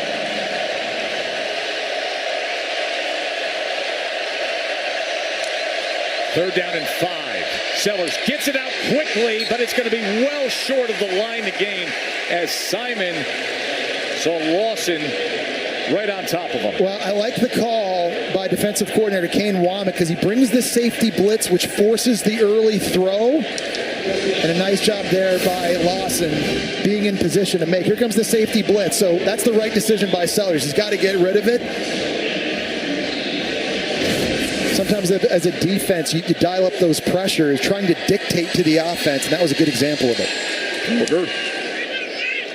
As this umbrella punts at midfield, there's a lot of traffic there as Cole Adams was fielding it.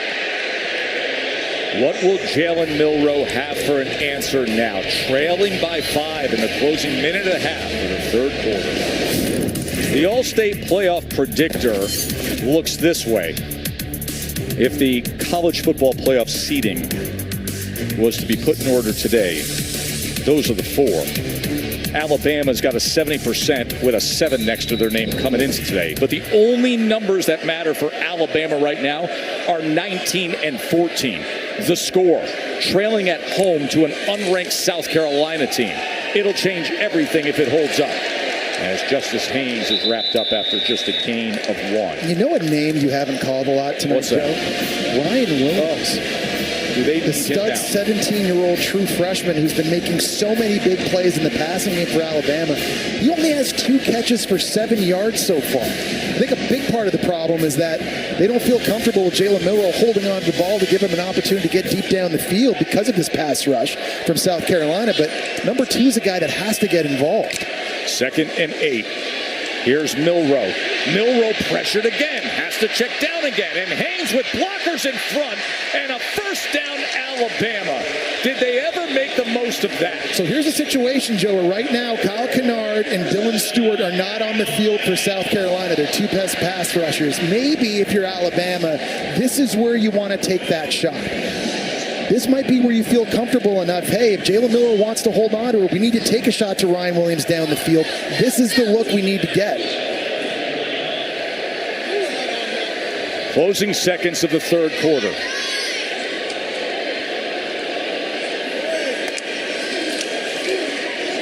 Here's Milroe as he bursts ahead for a good run. And we are going to head to the 4th quarter with Alabama trailing. This is the SEC on ABC, presented by Tom's Gummy Bites. It returns after this message and a word from our ABC station. Welcome back to Tuscaloosa. I'm with Kalen DeBoer. Coach, you just pulled your team together. What did you tell him to start this 4th quarter? Yeah, every game's going to be like this, and you talk about playing 4 quarters, and that's what we have to do right here. We have to play 4 quarters, and we got a chance right here to go ahead, and let's do it. But it comes down to just doing the little things, okay? Focus, composed, and just being there for each other. Thank you. Milroe on 2nd and 1, and he will get the first down. 225 pounds, and he might be the fastest guy in the field, and the guy he just outran to the corner, Dylan Stewart, is not an easy guy to outrun. Look at this 3rd quarter here. Look at what South Carolina was able to do against Alabama in that 3rd quarter. That's essentially what Vanderbilt did the entire game. They just kept the football. They stayed on the field. They kept Jalen Milroe off to the sidelines, converted 3rd downs, and scored points. 14 and a half minutes to play. And Alabama trailing at home by 5 to unranked South Carolina. Milroe, quarterback run.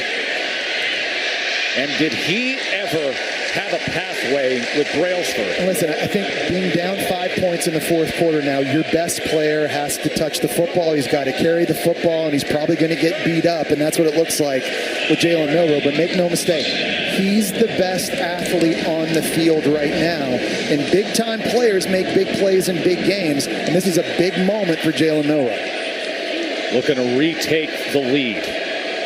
They were up 14-zip. 19 unanswered points by a fiery Gamecocks team.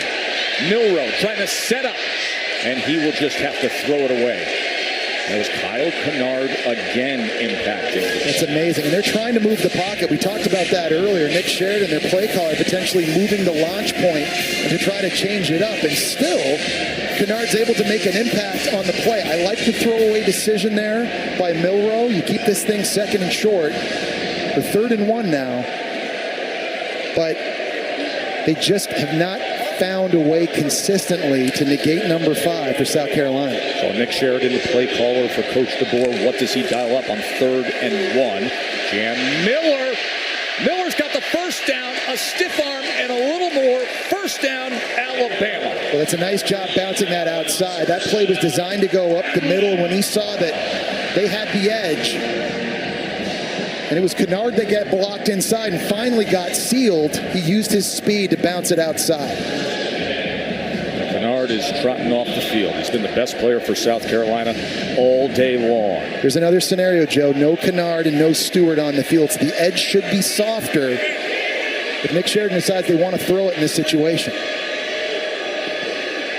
We've heard little from the superstar freshman receiver Ryan Williams. Here's Milroe keeping it and just getting back to the line of scrimmage. Kilgore with the tackle. Yeah, Jalen Kilgore has been impressive. Was a freshman All-American a year ago, and he's taken his game to the next level. Had an interception earlier in this game, but at 6'2", 220 pounds, he's physical off the edge and a hard guy to block. And listen, Milroe's not easy to tackle, but it's so nice For Clayton White and this flex nickel defense, to have a player at Kilgore's caliber in the slot makes a huge difference. Bernard still not on the field here on 2nd and 11. Milroe back to pass. To the end zone he goes. Intercepted! O'Donnell Fortune with the pickoff in the end zone. South Carolina's got everything working. And this ball just hung in the air a little bit too long, and Fortune was able to pick it off in zone coverage. Did a great job keeping his eyes on the quarterback the entire time. There's a little flat route coming down here. He's not worried about that. He's coming up top to pick this thing off and just does a really good job of just reading the route concept, keeping his eye on the QB, and picking this thing in the end zone. What a massive play for South Carolina's defense. Jesse Milroe's last 3 turnovers. Interception, fumble, interception. And they have led to 17 points for South Carolina. And we are starting to get to that point in the game. When you look up at the clock, Sellers downfield, and that's incomplete. And you start, and a flag comes in as Malachi Moore was there defensively. But you start to think through the scenarios here, the big picture of how this could impact this season in the college football playoff race. See Shane Beamer all the way out on the field there wanting pass interference, and it should have been. Malachi Moore had his arms firmly wrapped around the receiver. Number 13, 15-yard penalty from the previous spot.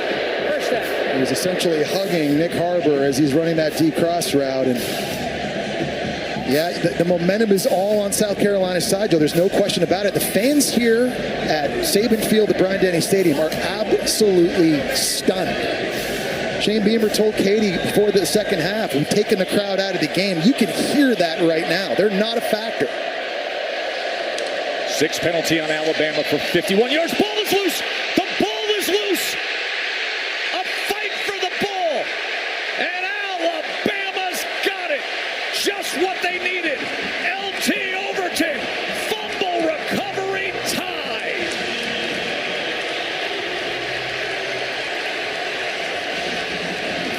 And this is something that just can't happen if you're South Carolina, because it's a routine zone read and you're faking the handoff to Sanders. And if you're Sellers, you got to body the football. And just got sloppy with the fundamentals. It falls on the ground, and Alabama comes up with a massive takeaway. Here now with an opportunity to cut into this lead. The back and forth here, Joe, since the last, minute 37 seconds of the first half, has just been crazy. Bonkers. Absolute bonkers. A Saturday in the SEC that has Clash of the Titans games still to come starts this way.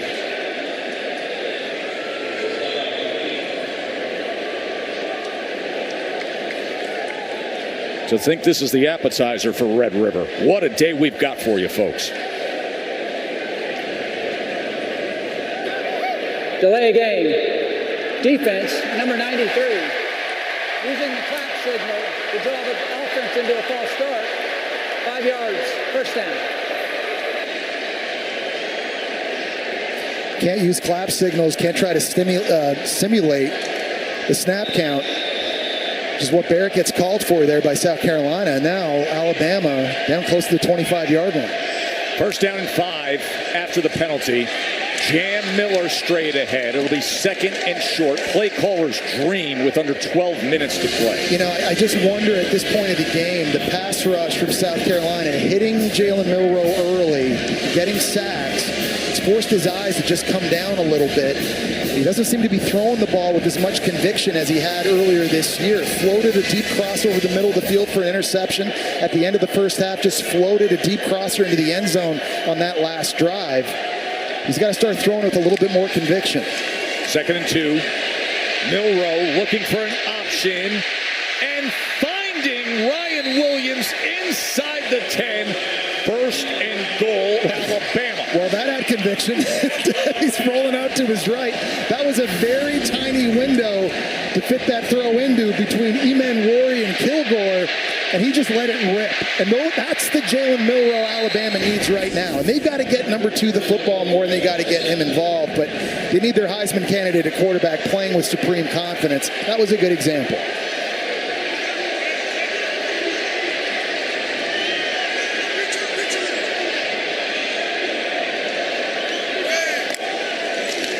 First and goal. Milroe with blockers in front. Milroe into the end zone. That is a touchdown, Alabama. Don't worry about what you're seeing in the end zone. That's a touchdown Tide. And Alabama retakes the lead here in the fourth quarter. I love the play call that time by Nick Sheridan because you're running away from Kyle Kennard. You're pulling your center and your right guard, getting extra bodies out front. And they've been doing this all year. When they get around the 15-yard line or in, it's Jalen Milroe time. And we talked about best players having to touch the football in this situation, and that's number 4. Dos Equis go for Dos, 2-point attempt coming to try to make this a 3-point margin. You might see it again here too, Joe, with the quarterback run.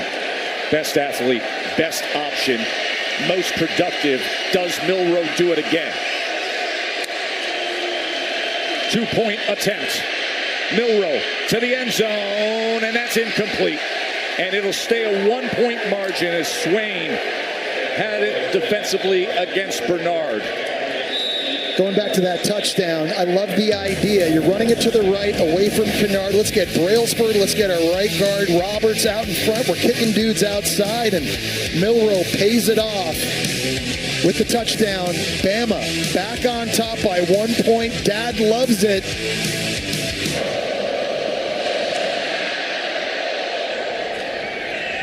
We got drama here in Tuscaloosa. What are they saying in studio, Kevin? Test AT&T's 2007 test. Back to you. Yep, Saban's first season, that was 2007. And in fact, South Carolina here in Tuscaloosa for the first time since 2007. Guys, you should come back more if it's going to be this good. 20-19 after they traded turnovers, and then Jalen Milroe struck.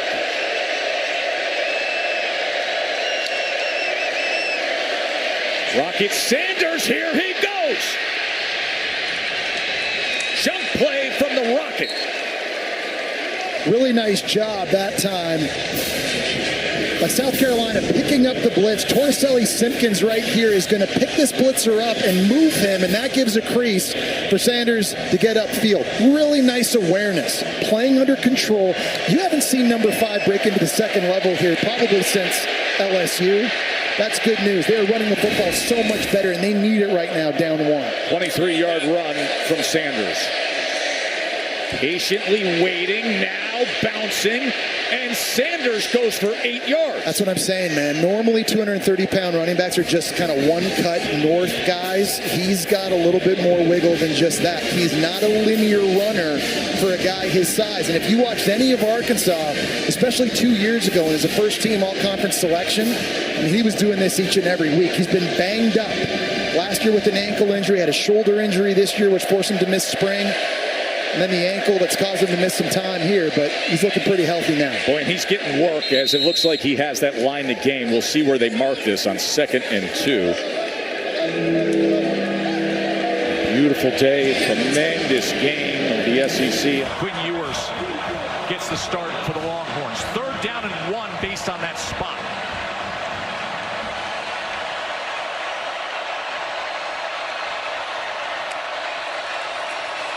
Sanders straight ahead, 1st down South Carolina.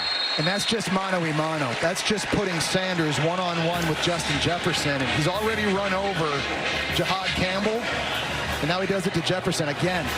So good. He just has a nose for getting it done in short yardage situations, and a big advantage for South Carolina's offense.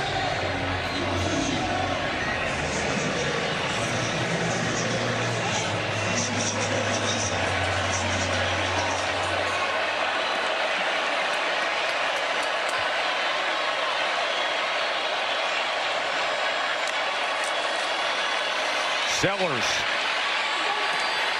He gets it complete. Another 1st down for South Carolina. Dre Jacobs, the redshirt freshman.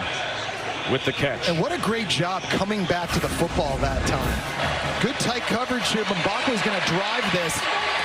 He just kind of is able to snatch that out of the air, keep his body in between him and the defender. And that was a tight window to throw into. And Joe, Norris Sellers right now, 18 of 21 thrown it.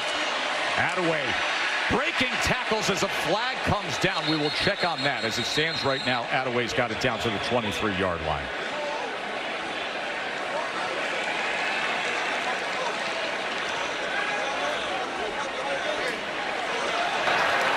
Holding, offense, number 52. 10-yard penalty, first down. That'll march them back. And remember, you're sitting here with a situation, a one-point game. You got to think about the field goal range for Alex Herrera. He's got a season long of 46. He hit from 37 earlier. You see, Joe, South Carolina is just taking their time. They're trying to possess this ball as long as they can, and they've really kind of taken it out of Sellers' hands, thrown it outside of that last completion. It's been a lot of runs with Rock Sanders. So Herrera patiently waiting. His first year as a starting place kicker, 6th year in the program. Sellers on 1st and 20. He's going to check down to Rocket Sanders. And Sanders is met and then pushed out of bounds. Just need good decision-making now from Lenoris Sellers. He's been good with his decisions throwing the ball, but we had the turnover at the end of the first half, the turnover on their last drive on the zone read.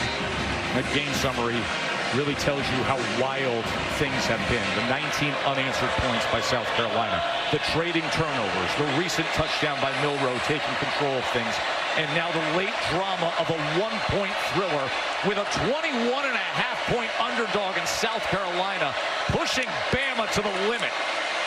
2nd and 18. That is incomplete. It'll be 3rd and long, and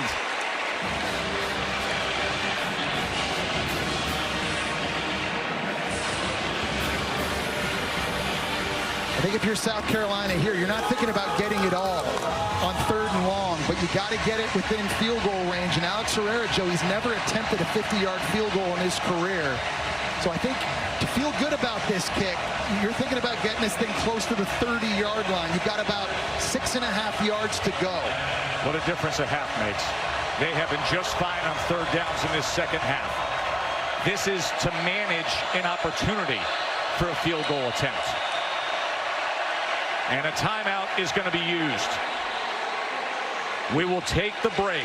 How will it all play out? We find out when we return to T-Town.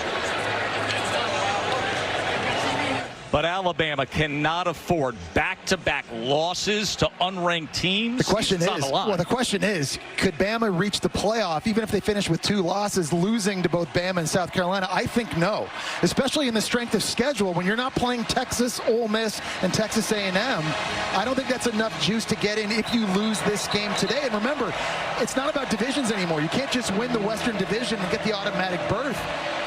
You've got to be one of the top 2 teams in the conference now to go to Atlanta. They're not going to be that if they lose here today against South Carolina. The shocker last week at Vandy. The drama here today against this fiery South Carolina team, facing a 3rd and 18, but trying to get in field goal position. Sellers. Larvadan spinning free as he gets to the 33. So you're talking about a 50-yard attempt from there to try to retake the lead. And again, Herrera has never attempted a 50-yard field goal. In fact, in his first 5 years on campus in Columbia, had never even attempted a field goal. He's taken over now that Mitch Jeter transferred to Notre Dame. Jeter was the most accurate kicker in school history. So this a massive moment now for Herrera. Officially, they're going to mark it down at a 51-yarder to take the lead at Bama. Alex Herrera. Does he have it? No way, not close. Bama maintains the 1-point margin. 6:08 remaining. 11-0 regular season record following a loss. And right now, following that shocking loss to Vanderbilt, they have a 1-point lead against South Carolina.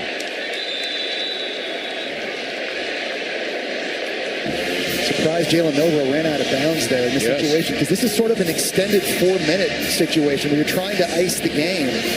You're expecting them to run the football and take as much time as possible between plays, try to bleed this clock, but Milroe knows better in that situation because you don't want to get in scenarios, again, where number 5 and number 6 for South Carolina are pinning their ears back. 2nd down and 10. Milroe being chased again, but keeps his footing, and now this is where he's dangerous as he strides out and reaches the ball for that line to gain. Dylan Stewart was the disruptor on that play. He swam C.J. Dupree and then got around Jam Miller somehow over here. He's able to work through 2, and still Milroe is able to find his way up. We've been talking about Kennard all game. This is the other guy that is the real deal. He's only a true freshman.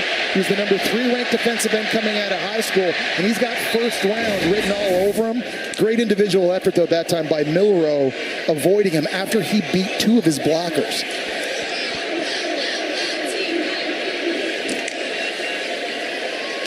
First down, Jam Miller. Jam Miller catches his seam and then stiff arms his way for a few extra yards. O'Donnell Fortune with the tackle. Remember, he had the interception on it. Well, and they're taking advantage of Kennard getting upfield this time. Vandermark, the left guard's coming around to seal that, and that allows it. So you're thinking about, from a play calling standpoint here, how do we negate these defensive ends going upfield? We got to find creases. We got to find lanes.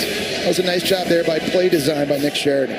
Just a reminder, clock will continue to roll until we get to that 2-minute timeout. Then it goes back to the old college football rules. 4.5 minutes to play. Quick strike, Ryan Williams. Ryan Williams, who had arguably the play of the year against Georgia, and then had the spectacular 58-yard touchdown against Vandy, but just today really hasn't played as big of a role. No, he hasn't. Give O'Donnell Fortune credit there, too. He had the interception in the end zone a few drives ago, making a nice tackle, because how many times have we seen the 17-year-old Williams jump up, catch it, keep his balance, spin, and then accelerate for a touchdown?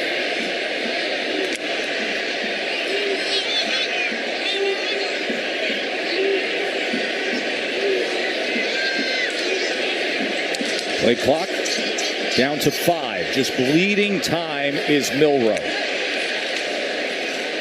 And quickly get it to C.J. Dupree, the tight end who makes his mark towards the 41-yard line. Jalen Milroe is going to need an ice bath after this game. He's carried the ball 15 times already. You assume he's probably going to have to do it a few more here. With about 3 minutes and 30 seconds to go if they're going to win. It's been a physical contest. He's been sacked 4 times. He's turned it over a couple times as well, but they need his toughness right now, physical toughness, to ice this thing.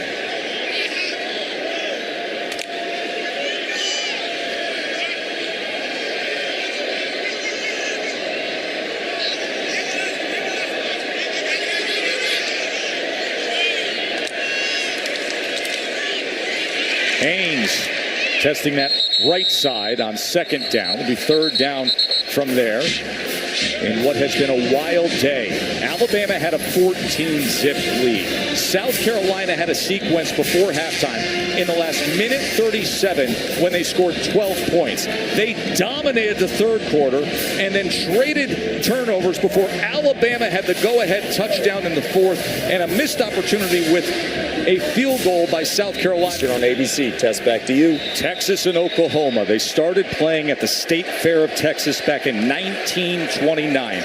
Truly one of the great traditions in all of American sports, coming your way in moments. This is Jam Miller on 3rd and 3, and Miller will have the first down for Alabama. You know, and I love this play call because they've got Ryan Williams in the backfield faking the reverse. It's a decoy here. And they remember, they scored a touchdown on this against Vanderbilt late in the game. And so they're trying to show South Carolina a different picture, just keeping him off guard. It's a nice way of adding wrinkles to a play that's worked in the past at a critical moment of the game. Coach DeBoer watching his team melt away that clock. 51-yard field goal attempt by South Carolina was way off the mark. So Bama looking to hold on to this 1-point lead. It's just a 1-yard gain as Hemingway makes the tackle of Miller. South Carolina just used their last timeout now. So they've run out. It's going to come down to their ability to get quick stops timeouts. They got the 2-minute timeout coming up. Yeah, coming up too, but it's Alabama right now has looked real good. And we call this a 4-minute situation. And every offense in college football practices for this. When you have the lead late in games, what are the play calls? What are you doing to try to bleed as much clock as possible? It's mostly runs, high percentage throws, trying to keep the ball in the middle of the field. You're not running out of bounds. You're not throwing incompletions. And this is situational football. We always talk about 2-minute when you're trailing. But what about when you're leading? And it's these 4-minute situations now that Alabama's trying to execute to win this game. Well, let's recap some of the drama we've seen here in the fourth quarter alone, because Alabama was looking to take the lead when O'Donnell Fortune came up with the big pick. But then probably the most costly moment of the game, Jesse. Yeah, and it was a simple zone read that got fumbled by Lenore Sellers, which gave Bama the football back. Moments later, Jalen Milroe capped it off with a touchdown run. Failed 2-point conversion, gave them the 1-point lead before the missed field goal by Herrera. This thing has been back and forth. And now Jalen Milroe, he is tackled for a loss as the clock is going to count down. Demetrius Knight makes the tackle to the 2-minute timeout. And when we return from the short break, it will be a critical 3rd down for Bama.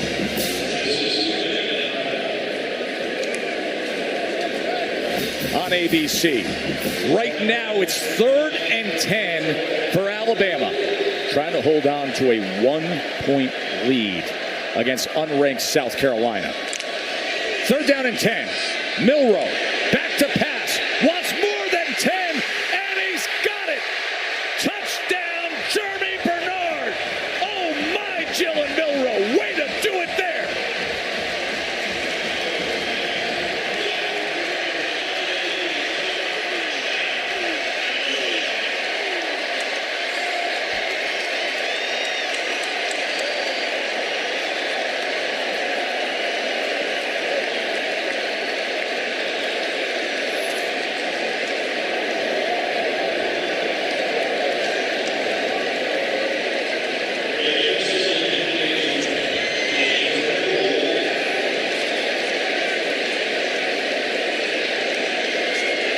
Biggest players on the biggest stage at the biggest moments. Jalen Milroe equipped for that, Jesse. And it was a coverage bust in the back end by South Carolina, Joe. Nobody in the deep third. They're going to be running some over routes this way. Safety runs back in the middle of the field, but nobody has Bernard running on the smash route. You see some motion early. They're all discombobulated and bunched up in the middle of the field. That's the first time in this game South Carolina just looked out of sorts. And on a critical 3rd and long late, Jalen Milroe, their Heisman candidate, answers with a strike to Bernard. He has 2 rushing touchdowns today. And that passing touchdown there, the progressive pylon cam showing you the moment of the score. That now has us at an 8-point margin. So a 1-possession game for number 16. Well, Norris Sellers to deal with.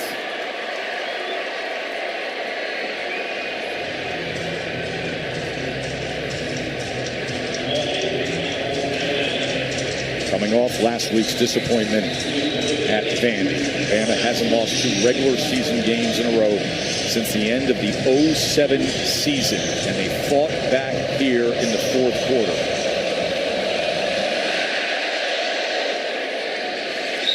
College football rankings are brought to you by Capital One. Just the beginning of a spectacular day set to come your way. Red River coming up right here on ABC in moments. Yeah, and of course, these 2 teams facing off today as well, Ohio State and Oregon. This picture going to change before day's end. If today's anything like what we're seeing in this one, Joe, we are in for one heck of a day. And remember, Shane Beamer, the head coach at South Carolina, had to manage the clock before the 2-minute timeout, and that is why they've exhausted all their timeouts. They had to put themselves in position defensively for that 3rd and 10, and now no timeouts, trailing by 8. Sellers going to tuck and run and slide. You just wonder if they have the firepower. They haven't shown it early this year throwing the ball. Maybe last year with Spencer Rattler at quarterback and Xavier Legette, a first-round pick at receiver. This year, though, who's the alpha wide receiver that can step up right now in this 2-minute situation? Clock will continue to run. Sellers on second down. Sellers. That ball is incomplete. It was off the hands of Larvadan. Well, the pass rush right now is overwhelming South Carolina. That time, their right tackle got completely bull rushed into the backfield. That's Jatavius Shivers. Look at the right side. Q Robinson with one hand just shoves him right back in the backfield, and it's very difficult right now for any quarterback in a 2-minute scenario to operate when you just don't have time. 3rd down and 6. Saban Field, Bryant-Denny Stadium. The crowd has come alive looking for a stop. Sellers pressure. Breaks free. He's going to run as the flag is down.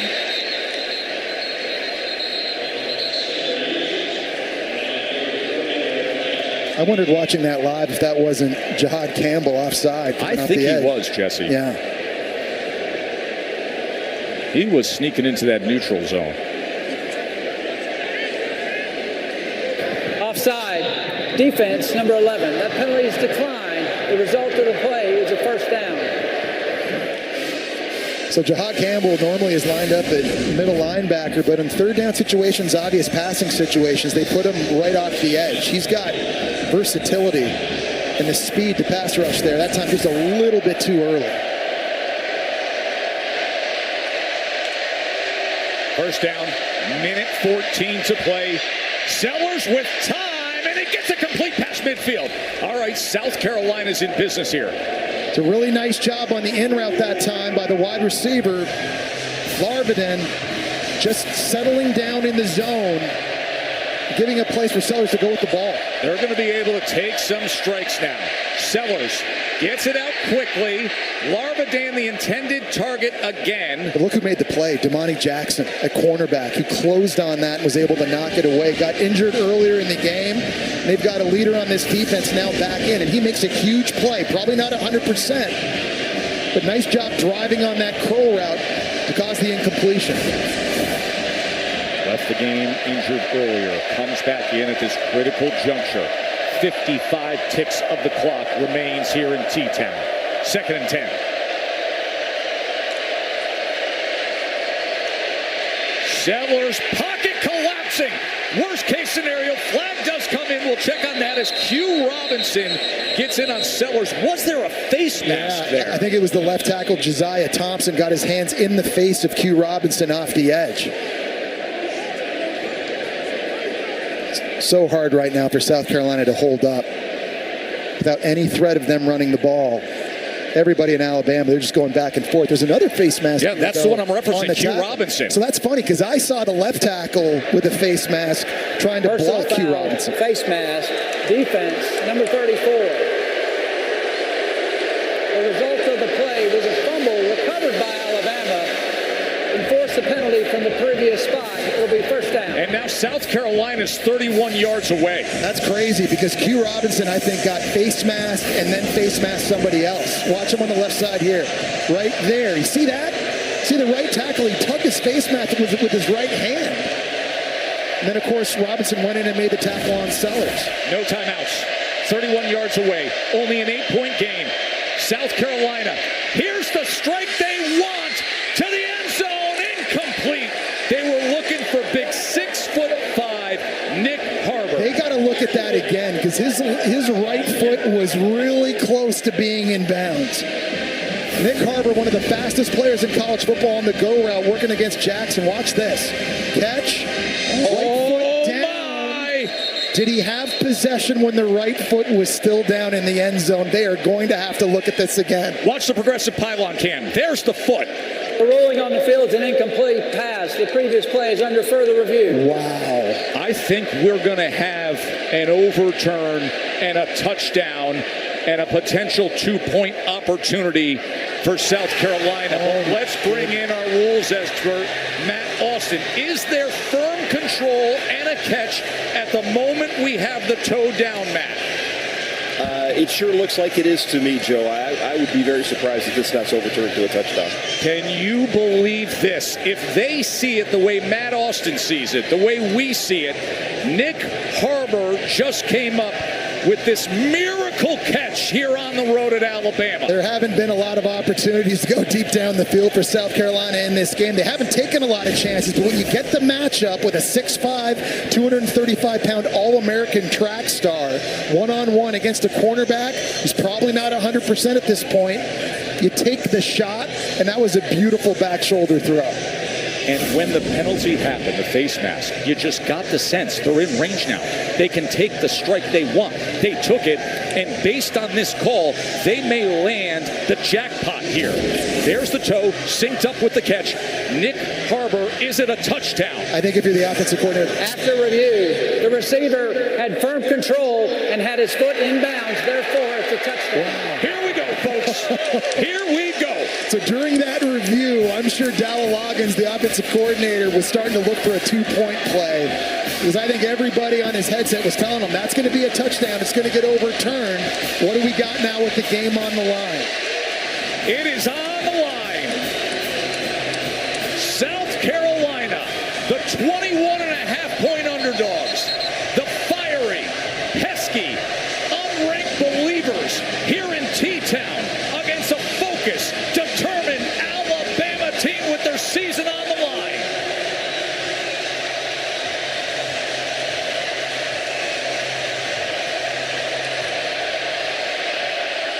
Two-point conversion to tie this game. Sellers looking for something to the end zone. Overthrows it. Bama's gonna dodge the bullet and hold on here. And that's a throw that Sellers just wants to have back because he had Vendravius Jacobs open in the back corner of the end zone. He's right here working the corner route, and it's wide open. It's a little fake to Sanders. You're getting him outside. You've just got to hit this throw. You've got a defender in your face, and it's not easy, but that's a play they rep over and over, and they just couldn't execute it with the game on the line. They always talk about, Joe, how football comes down to one or two plays every game. Man, that is one that Shane Beamer knows, an opportunity they missed. This is a changing world of college football. It's different than it once was. And it may be better, week to week, more entertaining, as the talent has been spread out. Yeah. As things have changed, as you can have outliers like last week with Vandy, as you can have all the chaos of last week with top 10 teams losing, and you can have a game like this. Yeah, with more parity, and it just feels again, Joe, like anybody can get anybody on any given Saturday this year in the SEC. The onside kick will come their way with Kai Kroger, and they're going to blow whistles here. And a timeout's going to be used. Alabama takes its first timeout. And by the way, you have two outstanding special teams coordinators and a special teams head coach right there in Shane Beamer, because Jay Nunez had a great conversation with Jay just before kickoff.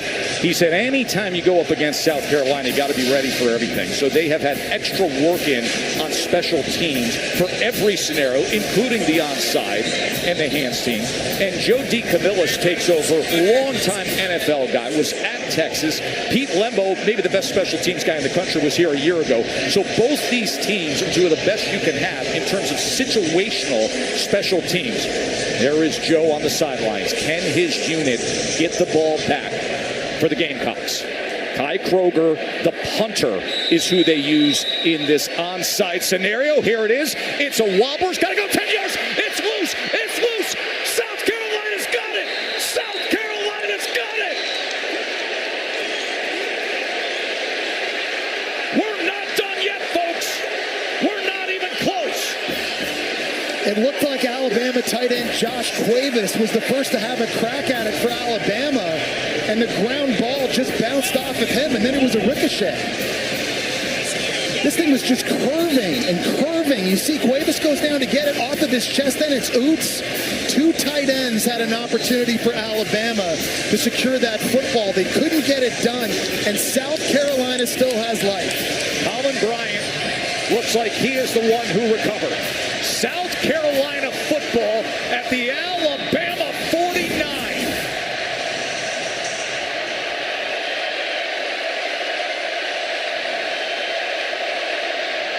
No timeouts. 40 seconds remain. Sellers managed it well moments ago with the strike to Harbor for the touchdown. What can he do here? They bring pressure, and it is caught by a lineman off the deflected ball. And the clock's going to run because of that. He should have just knocked that down to the ground. Precious seconds ticking off the clock now for South Carolina. Jatavius Shivers caught that football, but it's going to be costly because we're under 20 seconds to go. Sellers chased all the way back at the 35, and he has to throw it away, and now only 13 seconds remain. To get into field goal range for Herrera, who missed a big kick a few drives ago, you probably got to get down close to the 30-yard line. So you're looking at about 19 yards. You got to make it. But with no timeouts in your back pocket, you got to be thinking whether it's sidelines or clocking it and getting to the line of scrimmage quickly to get that opportunity. 13 seconds. Desperate for an opportunity for Alex Herrera, the place kicker.